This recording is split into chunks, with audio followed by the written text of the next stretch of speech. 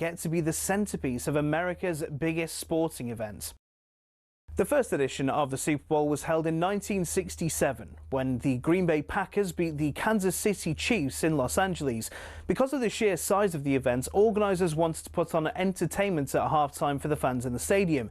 It was a display of marching bands, dancers and pure USA patriotism. It was to come in '93 when none other than Michael Jackson stunned fans with his 15-minute medley of his own smash hits. When he walked out on stage, he had to wait for the crowd's cheers to die down for about 2 minutes before even starting his first song. Diana Ross, Gloria Estefan, Phil Collins all starred in their own shows, as did Aerosmith, who performed alongside NSYNC. Things got a little bit out of hand in 2004 when Justin Timberlake and Janet Jackson produced perhaps the most famous or infamous wardrobe malfunction in history. Shows from the likes of Prince, Lady Gaga and Beyonce are considered by critics as the best. To give you an idea of the scale of things, Rihanna's 2023 halftime show included roughly 800 people. These range from backing dancers to stage crew to camera operatives broadcasting to millions around the world. The whole stage for that show was built in roughly 8 minutes and was broken down and cleared away in the same time. The acts perform for free nowadays, even though the experts reckon it costs around $13 million to put on Rihanna's show. Artists know they'll rocket up the charts in the following weeks. Rihanna's average sales improved by 140% in the months following her performance. The Super Bowl halftime show will be a fixture in pop culture for years to come. So the question is, who next?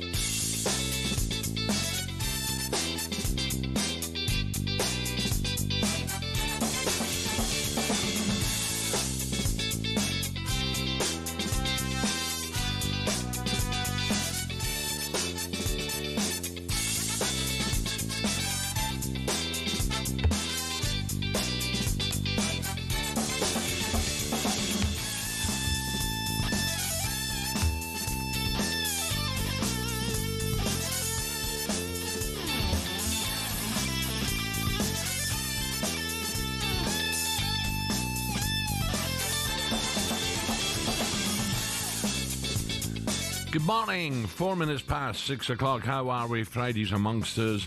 And alongside me, Alan Brazil Ray Parlour. Good morning. How you doing, Al? I've not seen you. Yeah, I haven't seen you for ages, Al. Where you been? How you been doing? Me? I've been looking here. Good. You're looking good. Lost a bit of weight, Al? I don't know. I don't know. as he's eating biscuits, Al. The old biscuits are flying The down. old ball buns. Yeah, no, Not the old lovely. ball buns. Oh, can't be. The wee Oompa Loompa, brilliant. I don't know about 6 o'clock in the morning now. He treats me better than Joe, honestly. I don't know if you see it last night. I was flicking between games. Well, I watched the Man City game. Big results. I wanted to see how De Bruyne come back to Man City, and he got a great over. Like you expect, yeah. He's an absolute legend at Man City. But it was a shame what the circumstances of it. Well, good for Manchester City, obviously. The guy getting sent off, and they had to take De Bruyne off. But got a standing ovation. But in the end, they got the job done against a good Napoli side, by the way. They're very organised under Conte. And Haaland again bangs in 50th goal. Well, unbelievable. He's on Quickest. fire. I'll be honest with you, the atmosphere, I think I'm going to talk to Ali later on. The atmosphere at Newcastle was sensational. Yeah, it was always going to be. Brilliant. Oh, it's brilliant. And what a chance they had. Anthony Gordon will look back this morning thinking... Barnes had a couple as well, didn't he? Yeah. I watched the highlights. Listen, I like Gordon a lot, Ray. Yeah. He's just got to realise, people with that pace don't realise they've got more time than they think. And once again, he's just got to make contact with that early on, and it's 1-0. Yeah, definitely. I'm not having a go. He's got to realise he's having great opportunities, great chances, and he's not taking them. And a couple of English players really shining. Rashford. Rashford's second Incredible. goal. Brilliant goal, wasn't it? And Foden looks like he's getting back to form. Well, we said on talkSPORT, didn't we? Foden and O'Neill. Is it O'Neill? O'Reilly. Sorry, O'Reilly. Yeah. The youngster, they both come in and both done really well. Really well. I'm delighted for them. Yeah, absolutely. And, Rashford, second goal. Oh, Cracker. But even the first one, great, great awareness, bang. Bullet header, brilliant. And that's what he's got to do. If he wants to carry on, and I'm sure the Barcelona fans were going, "Oh, this is the guy we've signed." Very excited about Imagine Man United fans watching that. Wow. Couldn't get a game, couldn't get in the squad. No, I know. Watching that. You got to forget about it. It's like Isak now. Newcastle fans have to forget about him if he starts banging the goals in for Liverpool. But certainly Rashford made a statement last night to say, "Look, that's what I can do on the pitch if you give me a chance." And to be fair to him, Ray, he showed some. He showed some courage to go there and say, no, I'm good enough to play for Barcelona. Well, he knows his ability. He knows his ability. And Barcelona probably thinking, well, wait a minute, if we can get him back to where he was when he was absolutely flying, then we got a very, very good player on our hands. So look, if he can keep doing that week in, week out for Barcelona, I'm sure the Barcelona fans will be delighted. Some of the results last night, Ray. Frankfurt. I know you had a couple of little... Well, Andy Brassel. I think I was on a show with... was it you, Al? Or it might have been Ali? And we asked him about outsiders of the Champions League. And he mentioned Frankfurt. And he said they're so good at home, the crowd are unbelievable, the atmosphere, and it's really tough for away teams to go there. So I had a little dabble on them last night, and when they went 1-0 down, I was thinking, oh no. But I had a little double last night, it came up, so I was flicking over, but mainly I was watching Newcastle. The noise, first half was brilliant. Unbelievable, yeah. I mean, it always is, Al, isn't it? I mean, some stadiums, you talk about what's the best atmospheres you played in, but St James's Park on their day is right up there with the best. There's no doubt about it. You're dead right. What about the Barcelona manager, Hansi Flick? He hailed Rashford's talent after the game. I'm not surprised. I said yesterday that I think he's a fantastic player, great talented player. So his skills are unbelievable. His finishing is unbelievable. And of course, I said in the halftime, I said to him, "Please score 2 goals." No, it was not like that. Was not like that, but. It's. I think also in the first half. In the first half, he tried to create chances. He had good dribblings but the finishing was at the end not right. And the second half was different. So for a striker, it's always good to score goals and to finish it. And I'm really happy that he was also in the box when the cross came in. And for us, important player. So Deco and I, we spoke before the season what we need, and we need a player like him. So happy to have him here in Barcelona.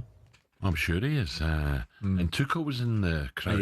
Well, it's a big year for a lot of people, isn't it? I mean, with the World Cup coming around, so there's lots of opportunities. If they can play well, then they could be on that. He's got every chance of making the World Cup. Absolutely, yeah, definitely. I mean, you look at the strikers. Harry Kane, obviously, his main man, but he can play off all different areas. As a number 10, if you needed him, striker if you needed him as a striker, and off the left-hand side as well. Yeah. So options, if he carries on that form, then I'm sure he will be on that plane. Speaking on talkSPORT Daily, European football expert Kevin Hatchard, the Hatch, said Rashford knows exactly how blessed he is to wear that famous number 14 shirt. I think Barcelona have always known that he's capable of this, and I think they feel that this had been coming for a while, this kind of performance. What's been fascinating about his spell at Barcelona is that his desire to really impress for the club has shone through. And you go back to the fact that when he arrived, it wasn't certain he was going to be able to be registered because of the financial problems that Barcelona have had and still have. And I think he earned a lot of brownie points for saying that, look, I'm going to leave this in the hands of the club. I'm not going to throw a strop if I don't get registered early. I believe that they'll be able to push this through. And in the end, they did.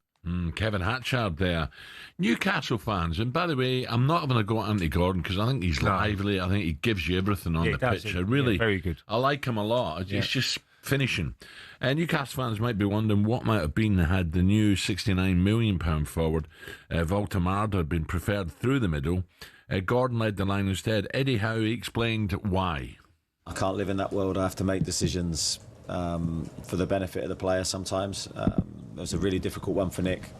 Of course, any player would want to start every game, but I've got to try and manage him into the team and try and make sure he stays fit. And I think that was always at the heart of this decision. Of course, knowing that we have Anthony suspended as well for the next game. So, and it's the same with Jacob. He's nursing an Achilles problem. And we just want to keep the majority of the squad fit and available for as many games as possible. Yeah, Eddie Howe there, he'd be disappointed, wouldn't he? On to Man City, Haaland scored his 50th Champions League goal in a 2-0 victory over Conte and De Bruyne's Napoli, down to 10 men, of course. So is Haaland at 25 already one of the world's greatest ever strikers? Gaz, a City fan, he thinks so. Doku was fantastic. Foden was looking back to his best. I'm here to talk about Haaland. I'm going to put the point across now. He's the best striker ever. Ever? Ever. What do you mean ever? He's the best striker ever. I'm not even. Well, you're talking about like a number nine, like a, like a striker. Like you've got a goalkeeper who stops shots. Yeah. And then you've got a striker who's there to put the ball in the net. Yeah. Shearer. Yeah. Well, he's better than Ronaldo. He's going to be, yeah. When you think about it, when you're talking about great strikers, Ray, in terms of all-round ability, I'd say no. But what is a striker there for? Well, score goals, exactly. Score goals. Look at his record, sensational, unbelievable. And by the way, there was a guy last night who should get some credit as well, Lewandowski. He's just behind Messi and Ronaldo, isn't he? What a career he's had. He's had some career. He's had some clubs as well. But going back to Haaland again, he's on fire at the moment, isn't he? Well, it's all about how many he can get in his career now. His record at the moment is unbelievable. What he's achieved, he's got the fastest 50 goals ever, 49 games able to get 50 goals. I think Van Nistelrooy was the record 62 games to get 50. So that's smashed it. 13 games to spare or something like that. So he's a machine, absolute machine. He has them spells when you think, he doesn't do a lot if he doesn't score a goal. Yeah, no. But, one moment and he makes the right run and he does score. Yeah. And that can win you a game or get you a point or if you need to. And a lot of the time strikers do that, don't they? They go out of the game a little bit, but as long as he's making the runs, he's going to get plenty of service, obviously. And he's exactly what I'm talking about, Ray. When he gets through, he's got that explosiveness, his pace to get him away and the strength to hold off the centre half or defender, but then he doesn't panic, he'll dink one. Yeah, exactly. He passes the ball in net sometimes, doesn't he? I mean, that is an art. Don't panic in front of goal. As you rightly said, Al, you've got more time than you think you have. Sometimes people panic and whack the ball and it's straight to the goalkeeper, where if you pass it into the side nettings, and I'll go back to my strikers I played with, Henry was like that. The way he opened his body out and he got into that position and he just passed it. It's like me passing a ball in midfield to another player. Yeah. You part, and he's doing that to the goal. Yeah. As simple as that. And you always say composure, and certainly Haaland's got that. Coming up, we turn our attention to the back pages this morning. And you won't want to miss 10 minutes from 6:30 as a man who can't pass the chips, the Moose. Is he back, Moose?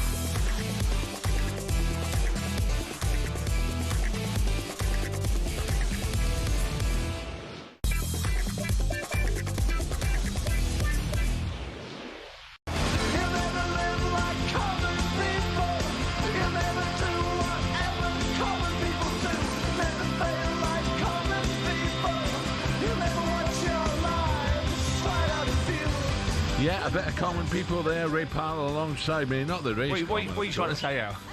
To start this Friday off by the pulp, but why are we playing it? Well, it's a very happy birthday to Jarvis Cocker, who's 62 years old today. I think he used to drink, I don't know if he still does, over Shepherd's Bush, a pal of mine, Arthur. Morning, Arth. From school, he knows Jarvis well. Yeah. Did you ever date a posh lady, Ray? I'm sure you did. Not really. You must. Not where I come from, Mel. Epping Forest Cup. You have to go down the old King's Road, don't you? If you want to get, I used to say to my little nephews and that, "Oh, yes, where you got to go? You got to go down the King's Road and try and meet someone." Got a few. Not Romford. Romford's no good for you. Now, let's look at today's back pages with Tesco Mobile for Business and someone who wouldn't know posh if it smacked her right in the chops. The back page review on talkSPORT with Tesco Mobile for Business. Got a side hustle as a Pilates instructor? Stretch your budget with business phone bills for up to 40% less than the big three networks. For verification, see tescomobile.com/business. 6:20 and Shaban is with us. Morning. Morning, Shaban. I'm proud to be common. I was only kidding. I think, well, I mean, It's all right. common's more, you have It's more. what it is, isn't it, Al? We're working class. Just normal. Working class. Normal. Oh, you're Yeah, posh. normal. You're posh. We're working posh? class. You are. Do you turn on the posh He chat tries when you're to in be. certain He areas? tries to be. Oh, Go on. I don't. Yeah, you do. I don't. Yeah, you do. I can deal with Do it. both. You can chameleon it. You can change for people. Absolutely. That's good. Well, you've got to do it. Different environments. Speaking of environments, Jamie bumped into... Yeah. Oh, he's told me. Do you know what? He looked like a dram rat. He absolutely tipped. I've never seen rain like it. What golf was that? At Pocket Hall. All right. And I've never seen rain like it. And it's such a nightmare when you go golf and there's a golf day. You've planned it for 6 months, 8 months before. That's and you a just shame. don't know the weather, do you? Oh, my heart bleeds for you. And everybody walks in after 15. No one finished the round. They could. He's Ray, at too least much. he was playing golf. Sometimes he's Shut up. No, I did see Jamie, and he was in good form with all his family. I think his brothers and his dad was there. I think they're all there. Yeah, you're backing him up. It's not like you're on his own anywhere. I have my spies. Looking at today's back pages for you, all about one man, and that is Marcus Rashford. Marks and Sparks is the headline on the back page of The Sun. The Telegraph pullout's going for, are you watching Ruben? We'll talk about Ruben Amorim a little bit later on. Rashford's double whammy is the Telegraph. The Mail is going for Rash Bang Wallop. The back page of the Times, rampant Rashford. They had some fun with that one. Mark of Genius is the Mirror, and back page of The Guardian is back with a bang. 2 goals are cracking, but the second one was a belter. Yeah, it was. But that was like Great old strike. school Rashford, wasn't it? Yeah. That was what he used to do at Manchester United. But you think about the pressure that's probably... He left this country with nothing but negativity. And today, he'll probably be leaving this country He backed going, himself. Don't you worry love me about that. again? He backed himself. And United fans were scratching their heads this morning thinking, how could he play like that and we couldn't get in our squad? But you look at Alanga as well for Newcastle last night, the balls that he's whipping got in, some the great balls pace in. of them, you know, and it just doesn't work at Man United. Yeah, something wrong. You're right. You're right, Shaban. Sam Wallace, by the way, saying in the Telegraph today, Rashford escapes old anxieties to show anything is possible. A penny for thoughts of Ruben Amorim when the game had stopped momentarily after his first goal for Fabian Schär to get treatment. Hansi Flick had to put an arm around his United loanee and seemed to be asking him if he would like to come off. Rashford said that's not necessary. Within a few moments, he delivered that second goal. So he took his chance with Lamine Yamal being injured and he really stepped up. That was his arrival, wasn't it? Absolutely. By the way, in midfield, they were brilliant, Barcelona. The 2 in the centre midfield, fantastic. We'd heard about De Jong, hadn't we? And he hadn't really done it, but last night, him and I forget the other guy's name, they were brilliant together. Keep it moving. Fisher, Yeah, lovely. And you're playing against a good midfielder for Newcastle as well, aren't you? Yeah. I really like They them. were- Tonali Barcelona kept it fantastic. Yeah. Moving on to the other game last night, Man City 2, Napoli 0 inside the Times today. Jason Burt. Foden keeps up joyous form with delightful Haaland assist. I mean, you were talking there, that clip from the sports bar last night about Haaland being the best striker in the world. I mean, listen to this. His goal means he broke the record set by Ruud van Nistelrooy, who took 62 appearances to reach the half a century. It took Lionel Messi 66 games and Cristiano Ronaldo 91. And to put that further into perspective, Thierry Henry totalled 50 in his career that came in 112 matches.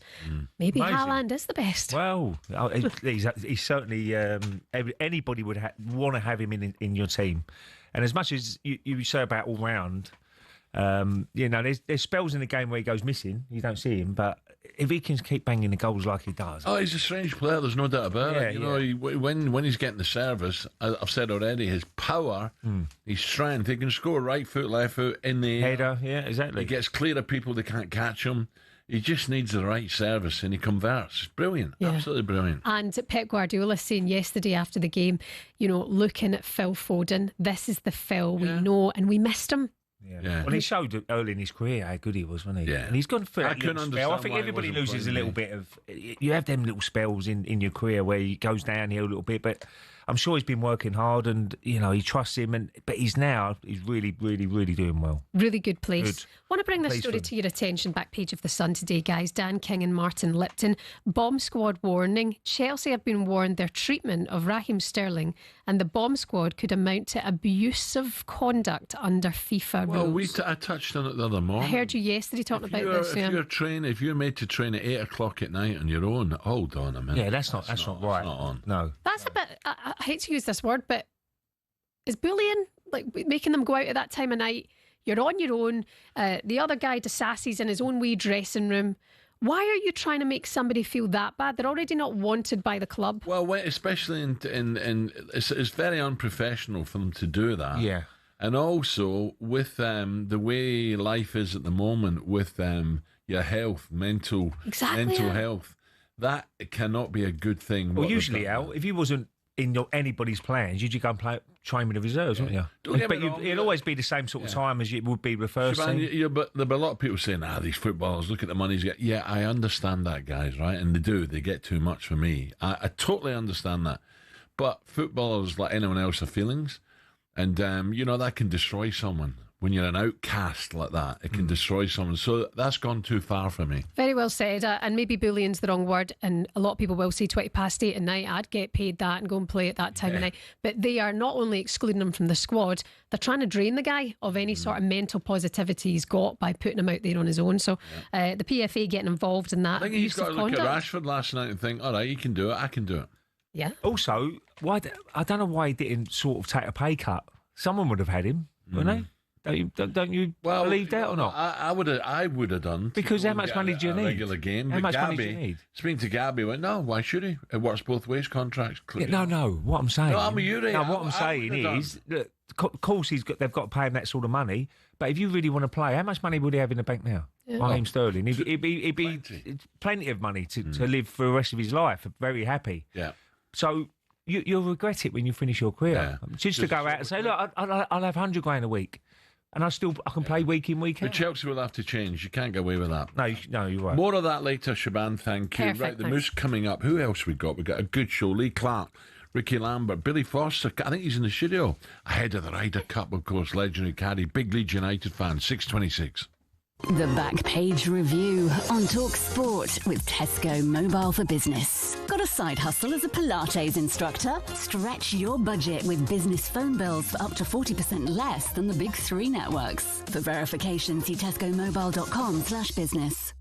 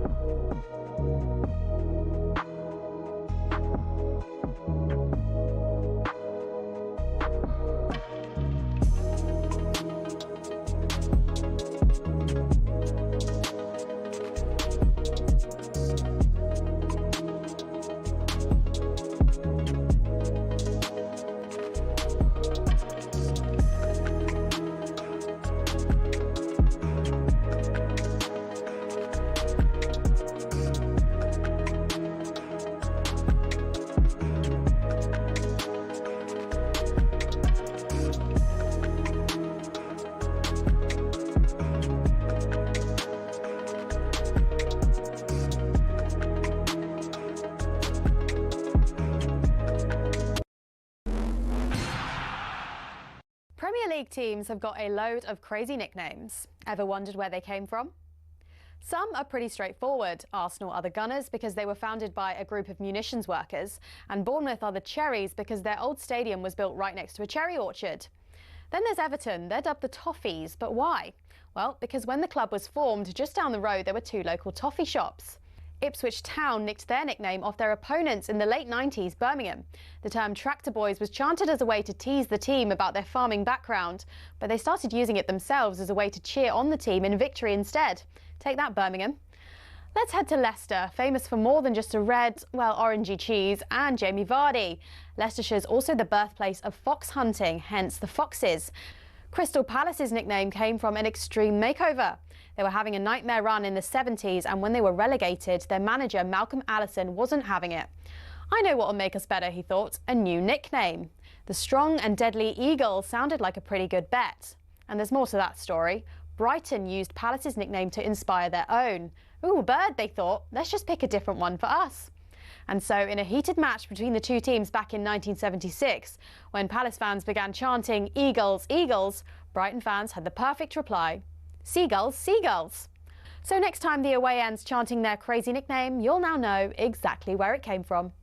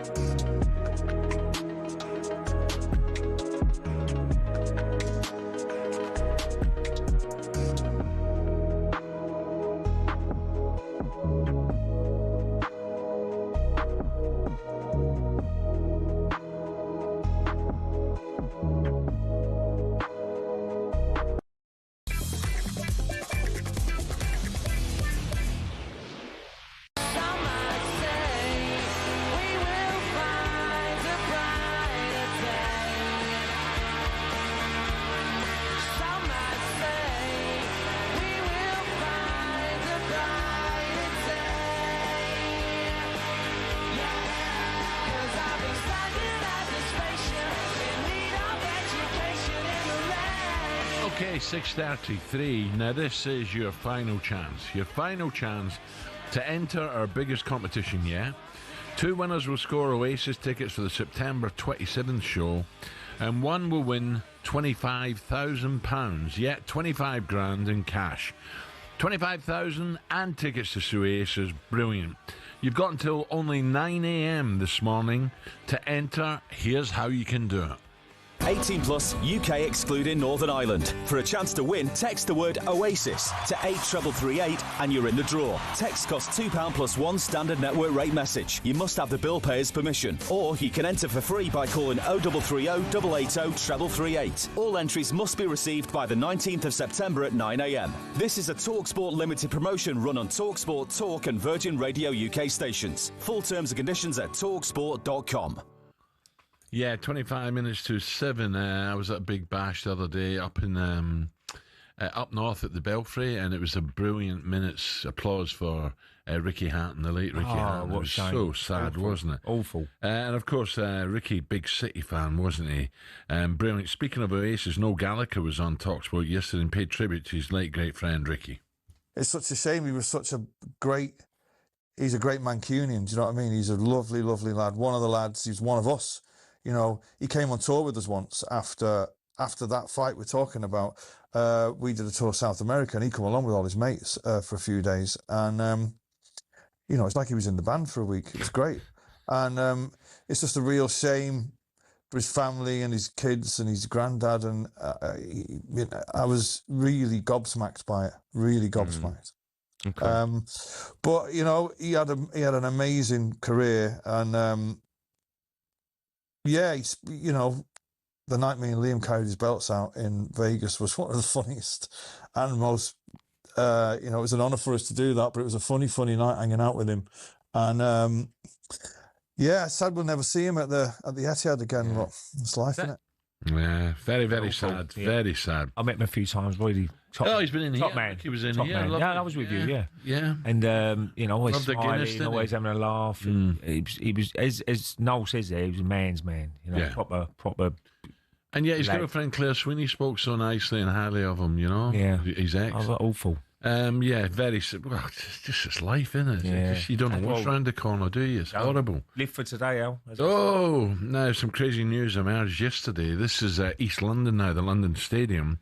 talkSPORT understands that if Graham Potter is removed as manager, Slavan Bilic has emerged as a potential replacement in what would be a shock return. A lot of United fans would like that.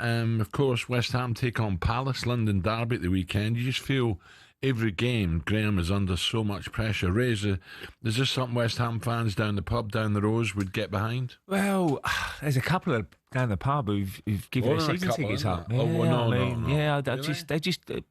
I think it's not just the manager, Al. I think it's the whole club. I mean, you know, the owners, whether it's time for them to move on and sell the club, I don't know. But it's a situation now. It's a little bit desperate. I mean, they didn't really sign enough players for me in that transfer window. They lost their best player to Spurs.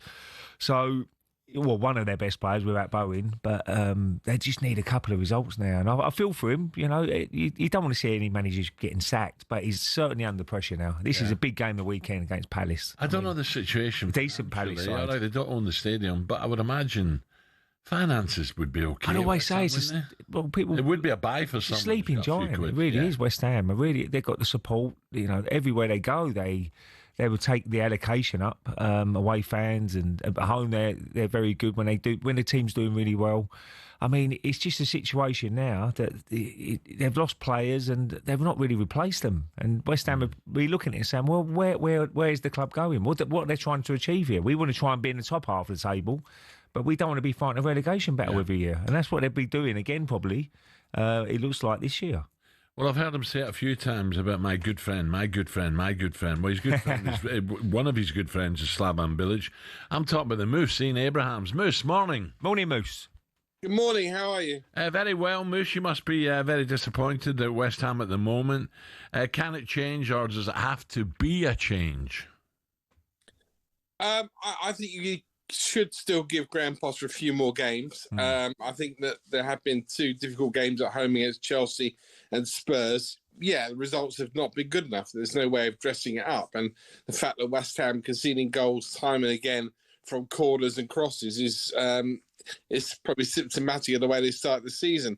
But they've got Palace tomorrow. Then they've got Everton away and Arsenal away, again, not easy. And then Brentford at home. I think this will be the run of fixtures, which will decide about whether Graham Potter stays or goes. Slavan. Now, you know Slavan. Have you spoken to him, Moose? I haven't spoken to him yet, but I'm trying to get hold of him. Listen, I'm a big fan of Slavan Bilic. I was a big fan of Slavan as a player. I thought he was outstanding as a player. And, you know, I genuinely think that the fact he won the fans over with his, you know, the way he played football. As a manager, I thought he was brilliant. And he was given the task of handling the difficult move from Upton Park to London Stadium, which in the end, I think cost him his job because West Ham weren't as good when they moved to London Stadium. There was all the Dimitri Payet nonsense that went around with that as well. So, I would like to see Slaven Bilic back at West Ham one day. If it is to replace Graham Potter at some stage, we'll have to wait and see. Do you feel sorry for Graham at all? Has he been getting the help that he needs there with, with players, with staff, with bringing one or two in? Or is it just, he knew what he's taking on? Have you any sympathy for him, Moose? I think you've always got to have a degree of sympathy for a manager that comes in and takes over mid-season, which is what happened last December. He took over from what was, I thought, quite a poor squad put together by Julian Lopetegui, who I thought, right from the word go, was the wrong fit for West Ham. If you're going to get rid of David Moyes, don't just go and get the Spanish version to come in and replace him if the style of football you is what the problem was. Although I genuinely feel that David Moyes' departure was 6 of one and half a dozen the other. I think David was wanting to change as well. So he came in, he took over a squad which I didn't think was particularly good. And last season, the back end of last season, I thought was a free hit for him. He always just told me it wasn't, but I thought it was. Was he back properly during the summer? I don't know. I mean, certainly some of the signings that came in, or there weren't enough signings that came in. I mean, look at the strikers. Yes, we got Callum Wilson, but, we needed more. We let Mikel Antonio go. We let Danny Ings go. We needed more strikers and more help up front, which hasn't arrived. And certainly at the back, I mean, the nonsense of letting Lucas Fabianski leave and then 2 months later bringing him back because, you couldn't get a third-choice goalkeeper when Wes Fodringham left, again, was a little bit farcical. So, whether he's got all his targets in or not, that's down to him and his recruitment staff. And in the end, all managers survive or fall on that, boys. Ray, last 6 games, Palace, 1-3, drawn 3. Yeah, I mean, it's a tough game against Palace. They're always well organised, and especially away from home. But Moose, where are you this weekend? West Ham Palace. Yeah, and then Sunday? Oh, Sunday. Arsenal? No, I'm at WSL. Chelsea, women at home, they've started the season really well. So have Arsenal, to be fair. So, I mean, that's going to be some battle this season as well. Okay, Moose, have a great weekend, mate. It's going to be very interesting, especially that run of games that West Ham have got coming up. And as I say, Palace 1-3, drawn 3, last 6 visits to West Ham. Have a great weekend, Moose. Nice to talk to you again. Cheers, boys. Ian Abraham's there, so willing to give because he does love Slaven. I know that. Yeah, I would have thought Nuno as well. Nuno must be in the frame for it as well. Yeah, definitely. But will that please the fans, or is it? The only reason he got sacked at Forest was that he fell out with the owner. That's the only reason. They wouldn't have got sacked otherwise. Soon, Steve, my mate Steve with the box. Box with the tickets down there. He said, "You fancy a game on Wednesday?" I would love to. Yeah. Yeah, but again, I think West Ham should be pushing for that top half of the table. Yeah. I think they've got everything going for them. The club, it's a big club, and London, and you look at it, the fan base is massive, and they're always struggling, aren't they? I mean, you always think, where are they going to pick up points? And you look at Palace down the road. Look what they're achieving. Won the FA Cup last year. They've lost a lot of players as well. Maybe Eze's gone to Arsenal, and they've lost different sort of players, but they seem to always compete. Yeah. Okay, right. Coming up, 6:42. Still to come on breakfast. Superstar Breakfast preview on talkSPORT with Travis Perkins. Download the new improved app to easily manage your accounts and quotes. Yeah, we're going north. Newcastle fans, the floor is yours. Well, all over the country, Newcastle fans. But the floor is yours. 03717223344 is the number you need. Get in touch. Tell us what went wrong last night. You had a great chance early on, didn't you? Why did Eddie not play a striker? Get in touch. Let us know. I'm not going to go Eddie, but would that have been better? Did Marcus prove last night, Rashford I'm talking about, he's still one of England's most talented players and should be a key part of England's World Cup squad? Thomas Tuchel was in attendance. We want to hear from you on that one. That was a look ahead with our good friends at Travis Perkins. Superstar Breakfast preview on talkSPORT with Travis Perkins. Get free next day track delivery. Head to travisperkins.co.uk or download the app.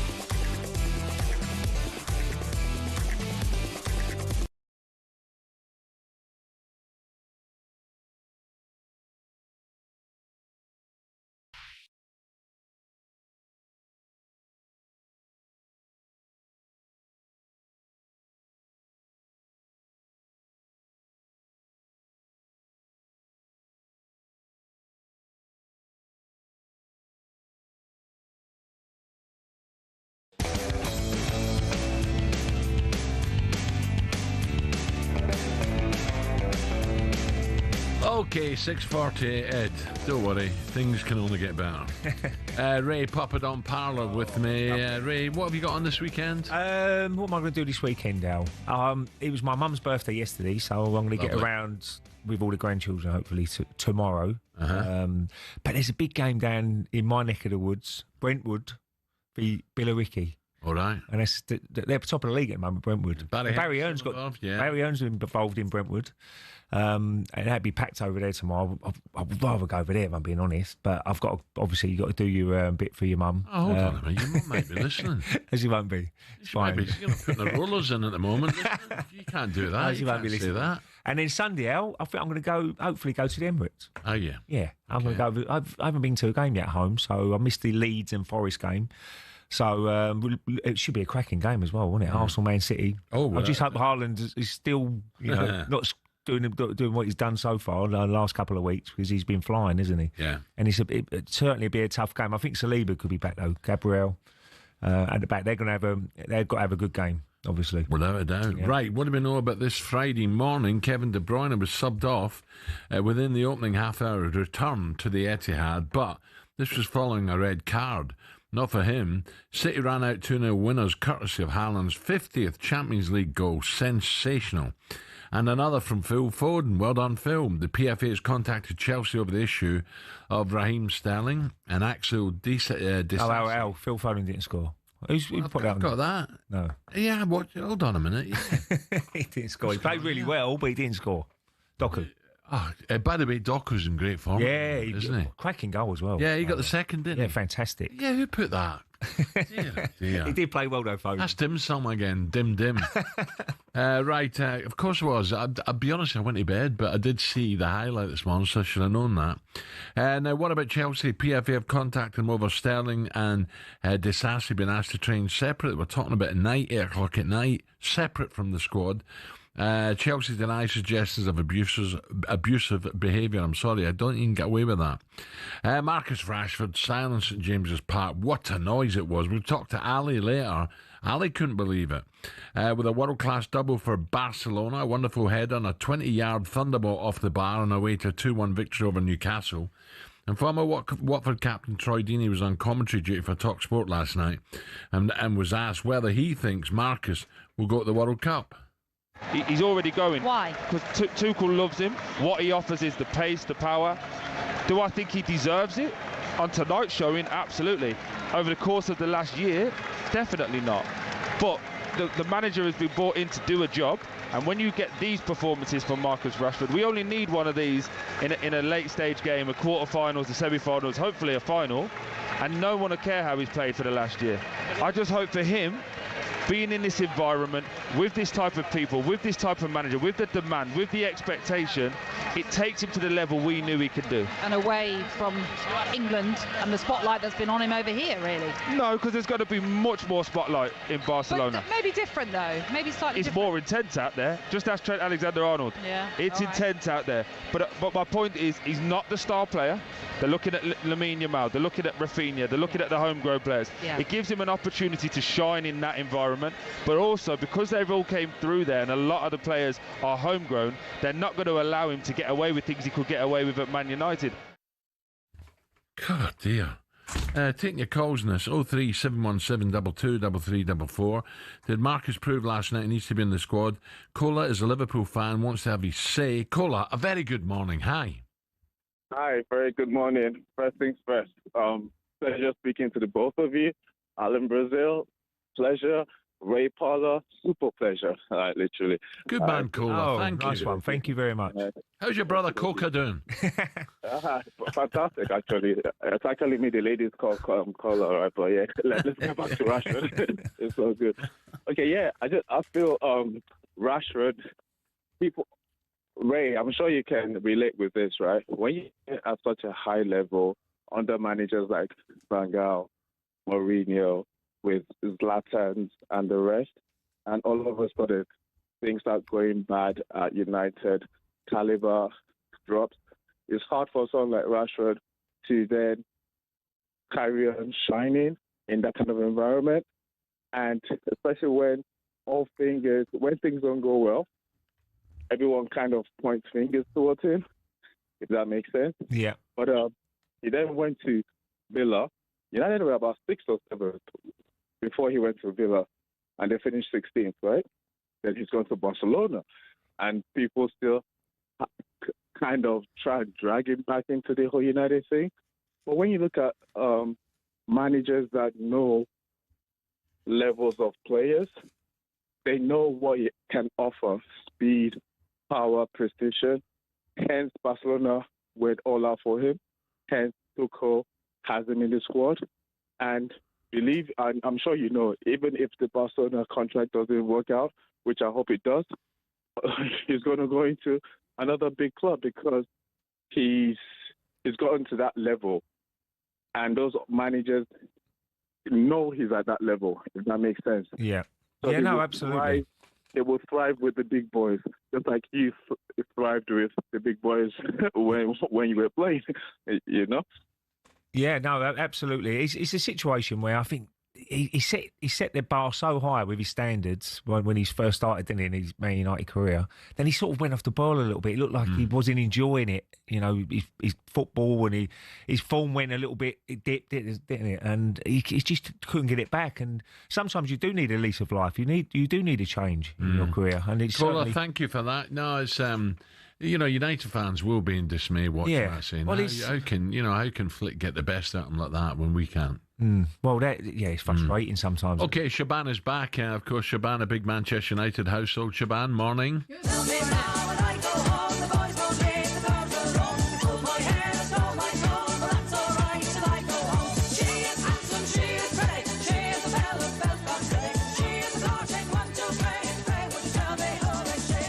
Yeah, go on. Why don't you tell me who was she? Right, why are we playing that? Well, apparently Alexa's having a bit of a nightmare when it comes to the Irish and Northern Irish accents. Well, she can't understand me. Well, you see, this is why we brought this up. Alexa can now say, "What's the crack?" No. Yeah.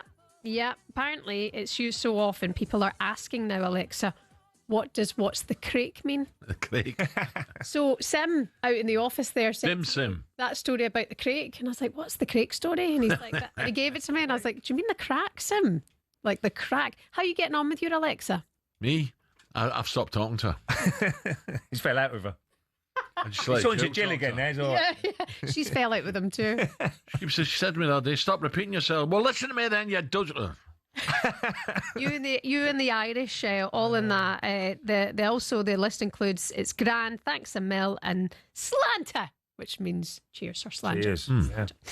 So Alexa having problems like you. Also, very, very quickly. It is clever though, isn't it? Teasers. I've got it in my car, but I've got to tune it in. I don't have an Alexa. I've never used it. Yeah, you got it as well. It's lazy, isn't it? It's just, Well, yeah, if you're driving though, it's all right. I suppose so. Yeah. You can have Alexa in your car. Yeah.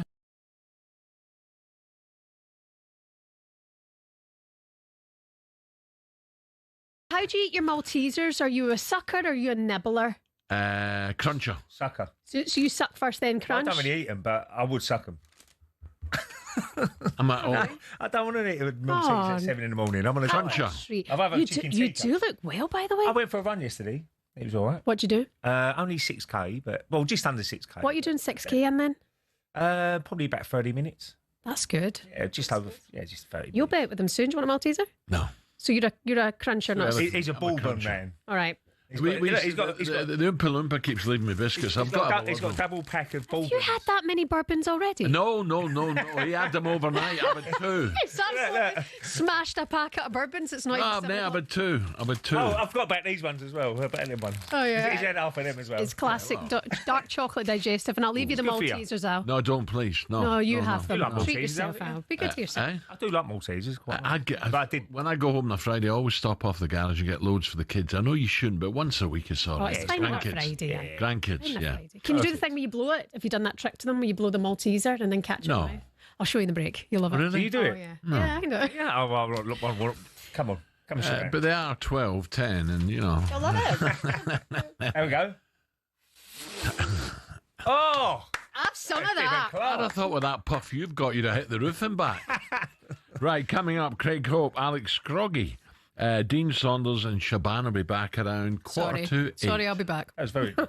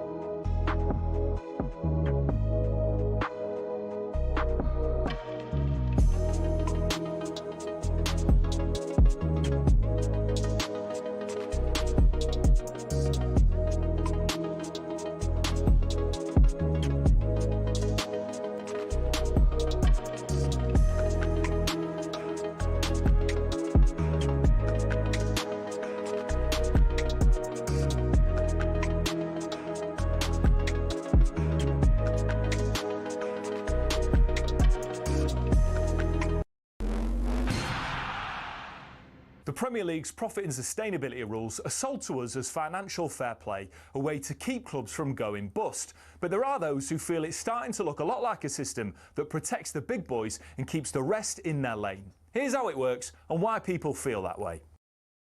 So clubs can only lose 105 million quid over 3 years, which sounds fair, but here's the kicker. Your limit includes how much you earn. So if you're one of the traditional top 6, you've got massive global revenue streams and you can spend way more while still technically following the rules. Meanwhile, ambitious clubs who've got money like Newcastle, Villa or Forest, well, they're bringing a knife to a gunfight. Newcastle might be backed by Saudi billions, but they just can't splurge the cash. Their commercial income isn't there yet.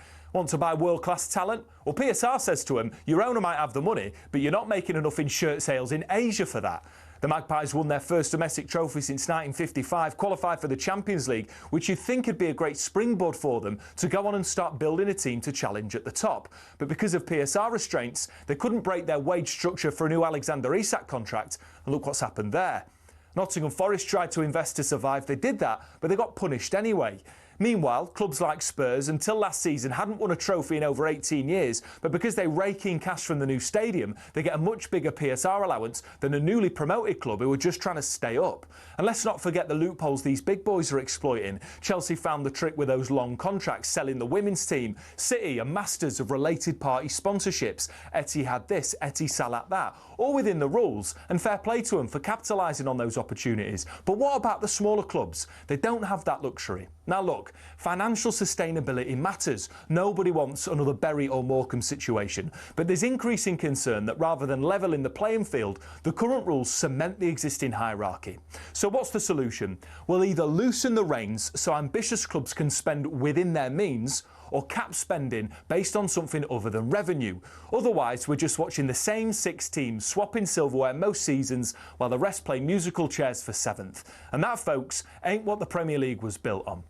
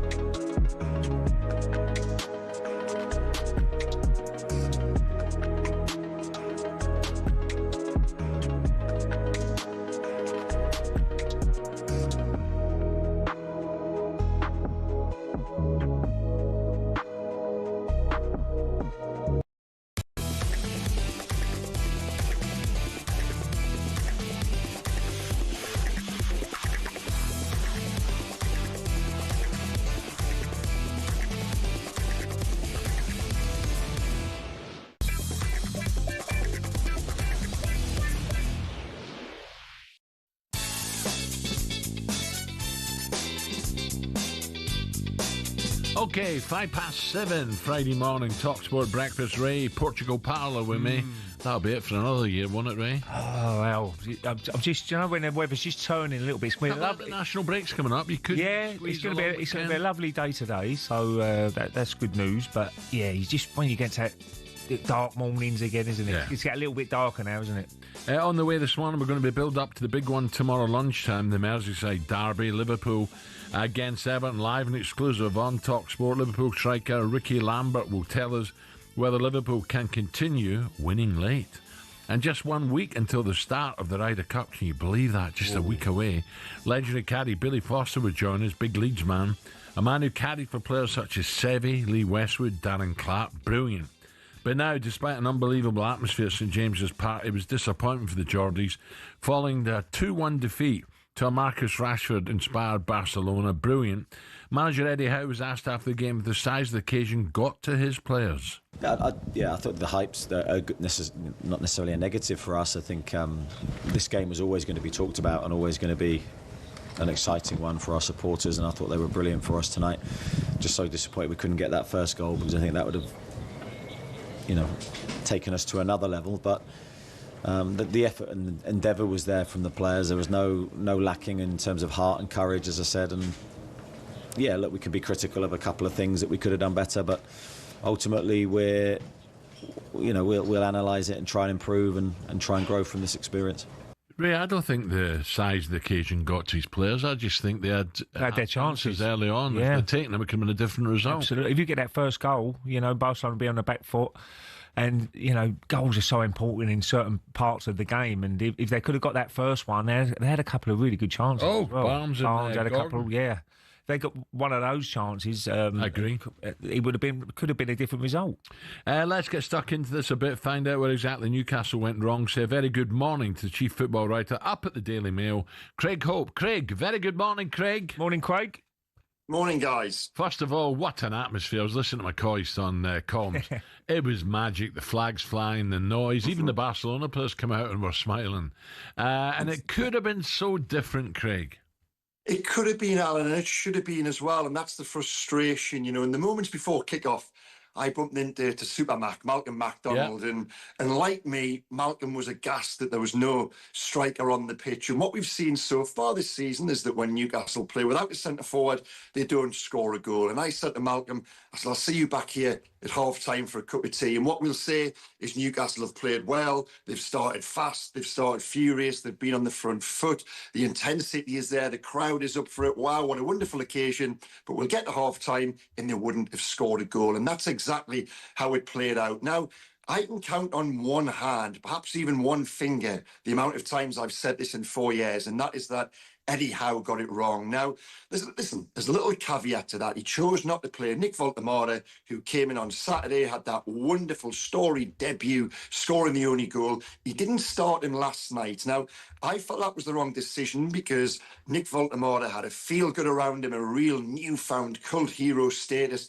and he would have taken that into last night. Now, Eddie's paid to make those decisions, and if Voltemade scores the winner down at Bournemouth on Sunday, you can argue Maybe that's potentially Saturday, a bigger game. There's means to the end. But if Nick Voltemade starts last night, for me, he scores one of those chances during the opening period when Newcastle were fast, they were furious, they were brilliant. And if they score the opening goal, like they deserve to, I think they go on to win the game. Yeah, that Bournemouth game. I think they're looking at. I think they was looking at that. Gordon's out though, isn't he, for Bournemouth, and they're just rotating it a little bit, saying, "Well, we just got to manage him." But I think you're right, Nick. The way he got his goal against Wolves, brilliant header.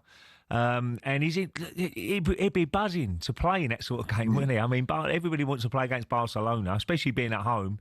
And again, if he got a chance and he did score, imagine how he's feeling. Craig, they were good in midfield, the two central midfield for Barca, weren't they? Excellent keeping the ball, especially when they went ahead. Oh, wow, Alan. I spend a lot of time up here talking about how good Sandro Tonali, Bruno Guimaraes and Joe Linton-Norris are three. The best midfield triumvirate in the Premier League, we say. Well, they came up against two last night in Pedri and Frankie de Jong. I love Pedri. I remember seeing him play at the semi-final of the Euros 4 years ago at Wembley, and he was tremendous for such a young man, and to grow into that player who just controls and dictates the tempo of a game. We think Newcastle's midfield three are good, Barcelona's midfield two are even better. I thought they were sensational. Mind you, Craig, not all's lost. I'm looking, Jose will bring his Benfica.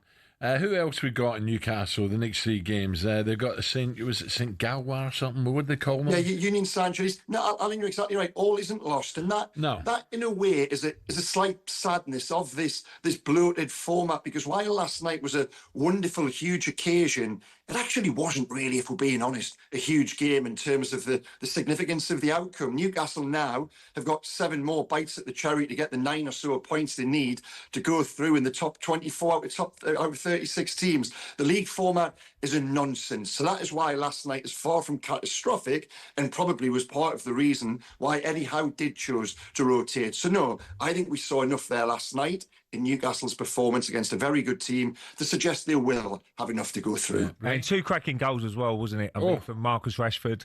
Tuchel's in the crowd. He spotted Tuchel, and he'd be delighted that Marcus Rashford, if he can carry on with that form for Barcelona, then I'm sure he'll be on that plane in the summer.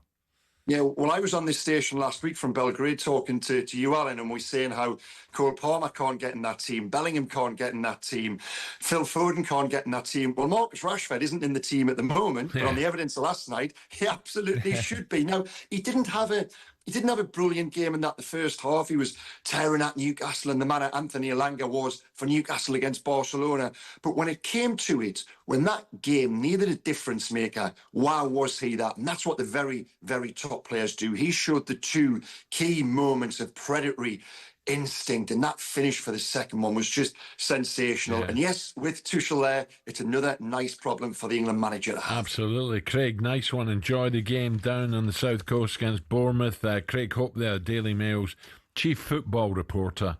Just let me touch on before we break, Ray, on the league format of the Champions League. Some people, Craig's against it, some people absolutely love it. Yeah, well, you wouldn't get games like you were getting early in the tournament, would you? Usually, I mean, because they'd be all different seeded in different groups, but I don't mind it.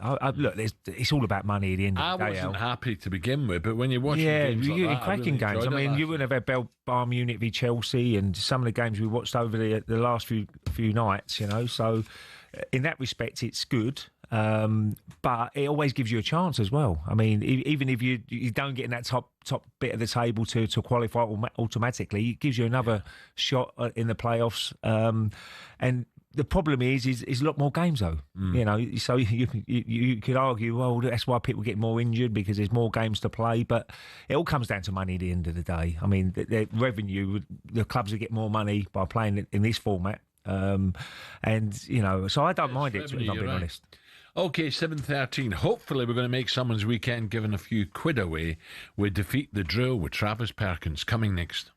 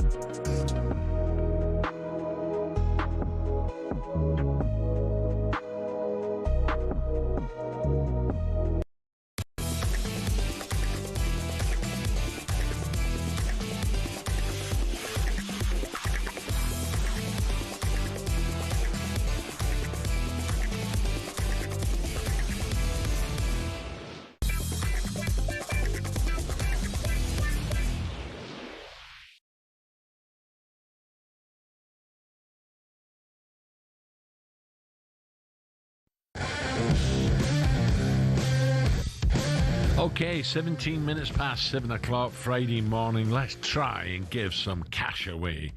All this week we've been giving you the chance to win a share of 10 grand with Defeat the Drill, thanks to Travis Perkins. John has now randomly selected from all the entries on talksport.com/win is Alex, who's, I believe, a Dundee United fan. Alex, morning. Morning, Alex. Yeah, hiya guys. It's brilliant to hear you. Alex, where are you? Are you up in Dundee or are you down here? Where are you? No, I'm down in Nottingham. Ex-army, moved down south to get a job when I finished the army, and I worked for the MOD for 25 years. Nottingham's a fine city. Ray, we've had a couple of good times up there. Yep. So far, Alex, we've given away a bit of cash here. It'd be lovely on a Friday morning, set you up for the weekend. So this is how the game works, Alex, okay? You're going to hear a sequence of various cash amounts being played out. All you need to do is shout win. When you're comfortable, you think that'll do. Shout win after the cash amount you want to lock in. It's yours. However, if you hear the sound of a drill before you bank your money, you leave with nothing, Alex, right? So it's a difficult one. It's not easy. People think it's easy. We're talking to me about it. It's not. When it's live, it's not easy. So when you're comfortable, just shout win and take the dough, okay? So make sure you shout win. Are you ready, Alex? Because I really want to give you this dough. I do, right? Good luck, Alex. Here we go. Are you ready? Yep, ready. Right, we're starting the game right now. £1,000. Win. Alex takes a grand. By the way, I've nodded my head there as soon as I heard the £1,000. I went, take it. Well, that'll do, Alex. A grand for the weekend, eh? Absolutely brilliant, guys. Well done, pal. Well done, Good luck to Dundee United. They're the old, it's the Arabs, isn't it? The Dundee United, I think. £1,000, lovely on a Friday morning. Well, I done it with Jim. Not with Jim. Jeff on Tuesday. And it started, I think, about £50. It went 1,200. And the guy took it. No, the young lady took it. I love that. Oh, yeah. Well, look, let's have a wee listen because. But now we didn't do this. No, we do. Oh, Let's have it. Well, so Alex has won £1,000. First goal, well done. Let's have a listen to see if you made the right choice to shout win when you did, Alex, or not. £2,100. £1,900. £1,500. £2,200. Alex, that's typical, isn't it? A couple of grand would have been nice, Alex. But look, £1,000 cash. That'll do you. You can get down the pub tonight, pal. Well done. Thanks a lot, guys. Well done, You're welcome. Oh, it's difficult, isn't it? No, I wish we hadn't played that because Alex would think, why didn't I win? That's why, it's a nightmare when that happens. But you want to hear what you could have won. But it's still, I was praying for the drill there. You're always thinking it's going to go a couple of times, aren't you? Yeah. But it might go down. You don't know. It's good. That was Defeat the Drill, all thanks to Travis Perkins. £1,000 is on its way to Alex. Defeat the Drill on talkSPORT with Travis Perkins. Doing what matters for the trade.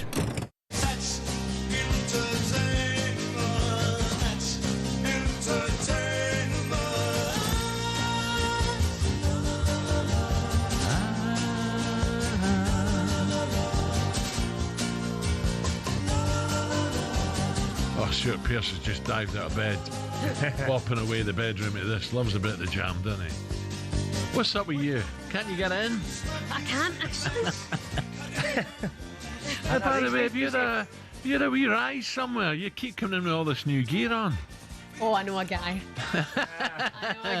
You know, Saturday. It's different now. She's coming in there. She's got a new wardrobe. It's different now. It ain't a radio show anymore, is it? You're always on TV, so you got to dress up. Yeah, you two came dressed the same this morning. Who's your guy? We got the same t-shirts. That's our pal down the pub. Yeah, Johnny. So you have a pal, I have a pal. Lovely. That's what it's all about. Yeah. Well, lovely. Anyway, what we got? That's Entertainment by the Jam. It leads us to this story that's going around this morning. We've been discussing it for a while since Ange arrived in the Premier League. James Gearbrandt speaking about the fallout from Forest. Do you feel he's getting a hard time under pressure already? The big fella, Posh. Yeah, I feel he's had one game. I feel people are on his back. One game. Two, isn't he? He's had 2 games. Oh, was it 2 games? I Sorry. think people are on his back already, me. Well, This is the conversation. Ange Ball trumps Parker's clean sheets in era of entertainment. So it's a really interesting piece. As he begins his second spell in English football, his 77 league games have had an average of 3.47 goals, comfortably ahead of any other manager. And then look at what happened to Tottenham last season. So they scored 64 league goals and let in 65. Right. And then you talk about Scotty Parker ahead of this game at the weekend, Forest Burnley. Burnley last season was extraordinary for the opposite reason. 69 goals scored and 16 conceded, with 46 of their championship games only averaging at 1.85 goals per game. So what would you rather? Is it entertainment? Is it winning? Winning. All winning. I'd say, Shabana, is look at the table now, Tottenham in third. Yeah, now, I'm not going to go Ange. It's just been tweaked slightly. They're a little bit more Thomas safer at the back, aren't they? They're a little bit more balanced at the back. Yeah, and look, Arsenal won it back in under George Graham era. 1-0 to the Arsenal. That's where they got the name from. But it's winning football matches, and you want to be at top of the table. And if it's sometimes a little bit not great to watch, but you're walking away with a win again, I think fans would much rather that, wouldn't they? Than watching an entertainment game and you lose 3-2. Yeah, well, Tottenham, of all the London clubs, Tottenham fans are the ones who get the most pelters, aren't they?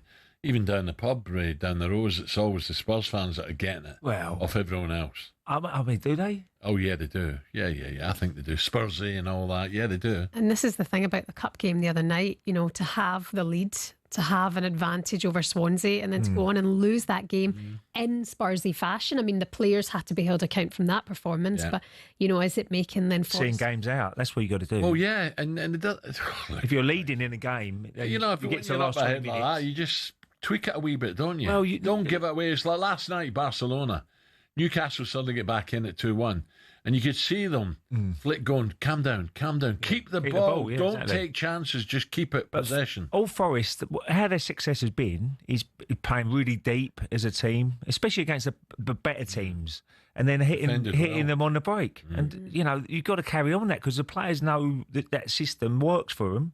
And that's why he can't really go on the front foot, and because the players don't really know how to play that way. Yeah. That's the problem he's going to have. He's got to learn it very quickly because, Forest, the success they had last year was unbelievable. I mean, under Nunes and some of the results they had, the City ground was rocking, and they've got to get back to that now. So he's got to look at his players and get the best out of the players he's got and do the system. A little bit like Amorim, really, isn't it? Man United. I don't want to keep going on about Man United, but, the system doesn't look like it's working, so you change it. We're going to talk about Amorim actually very, very soon, but just quickly then, that game tomorrow, do you think Ange and those players really have to perform and make a statement against Burnley? I think Burnley now, people realise that Burnley are not easy to just brush aside. Right. So I think Forest fans will be thinking it's a tough game, but we should just nick it. I think Forest have got enough flair just to beat Burnley. I think it'll be a draw. Well, no, a score draw. I think you're right, Ray. I think it's probably going to be more... correct, but Forest fans will think, no, we've just got enough to win 2-1 or win 1-0. Yeah. So it's going to be an interesting one. If they go down 1-0, and that's the thing about pressure. Ange Ball.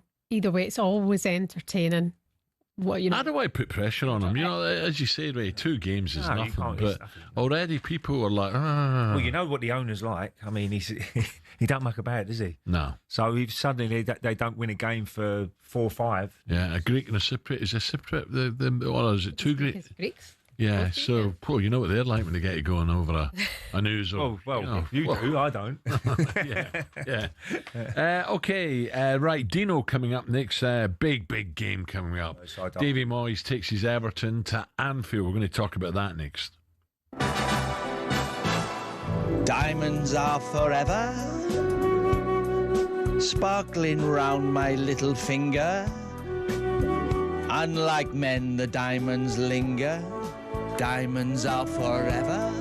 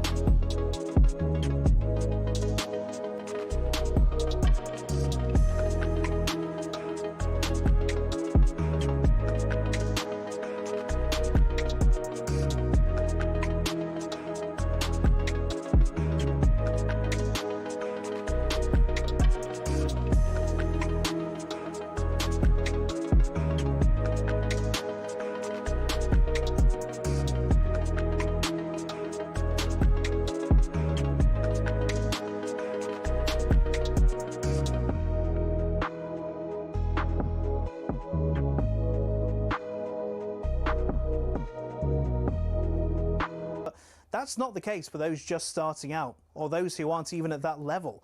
For example, if you've just turned pro and don't have a promoter, you have to sell your own tickets, cover the cost of the venue yourself, and pay the taxman at the end of it. You might not even break even, but if you do, you're looking at 5 to 10 grand max. A mid-tier fighter might make more like 10 to 50 grand, but you still have to give up half of that in costs. So unless you're fighting for a world title, it's tough to make money. One potential way of doing it, though, is being a journeyman. Here's former European champion talkSPORT's Spencer Oliver explaining how that could work. They want to fight every week, and they can be going in against the prospects, so they can demand good money, and they might be demanding like 5 grand, 10 grand for a 6-rounder or something, because they're going in with a prospect. He gets through that, the journeyman gets through that fight, and he can fight again next week. I mean, even so, it's not much, and you're getting punched in the face for a job. It's only really at the top level, i.e. fighting for titles, where you're earning up to 6 figures and can afford a diamond chain or that Ferrari. So boxing isn't a sport that allows you to retire at 40 and live a life of luxury. Much like a lot of other sports and jobs in general, it takes an awful lot of luck quite early in your career to really make it worth your while.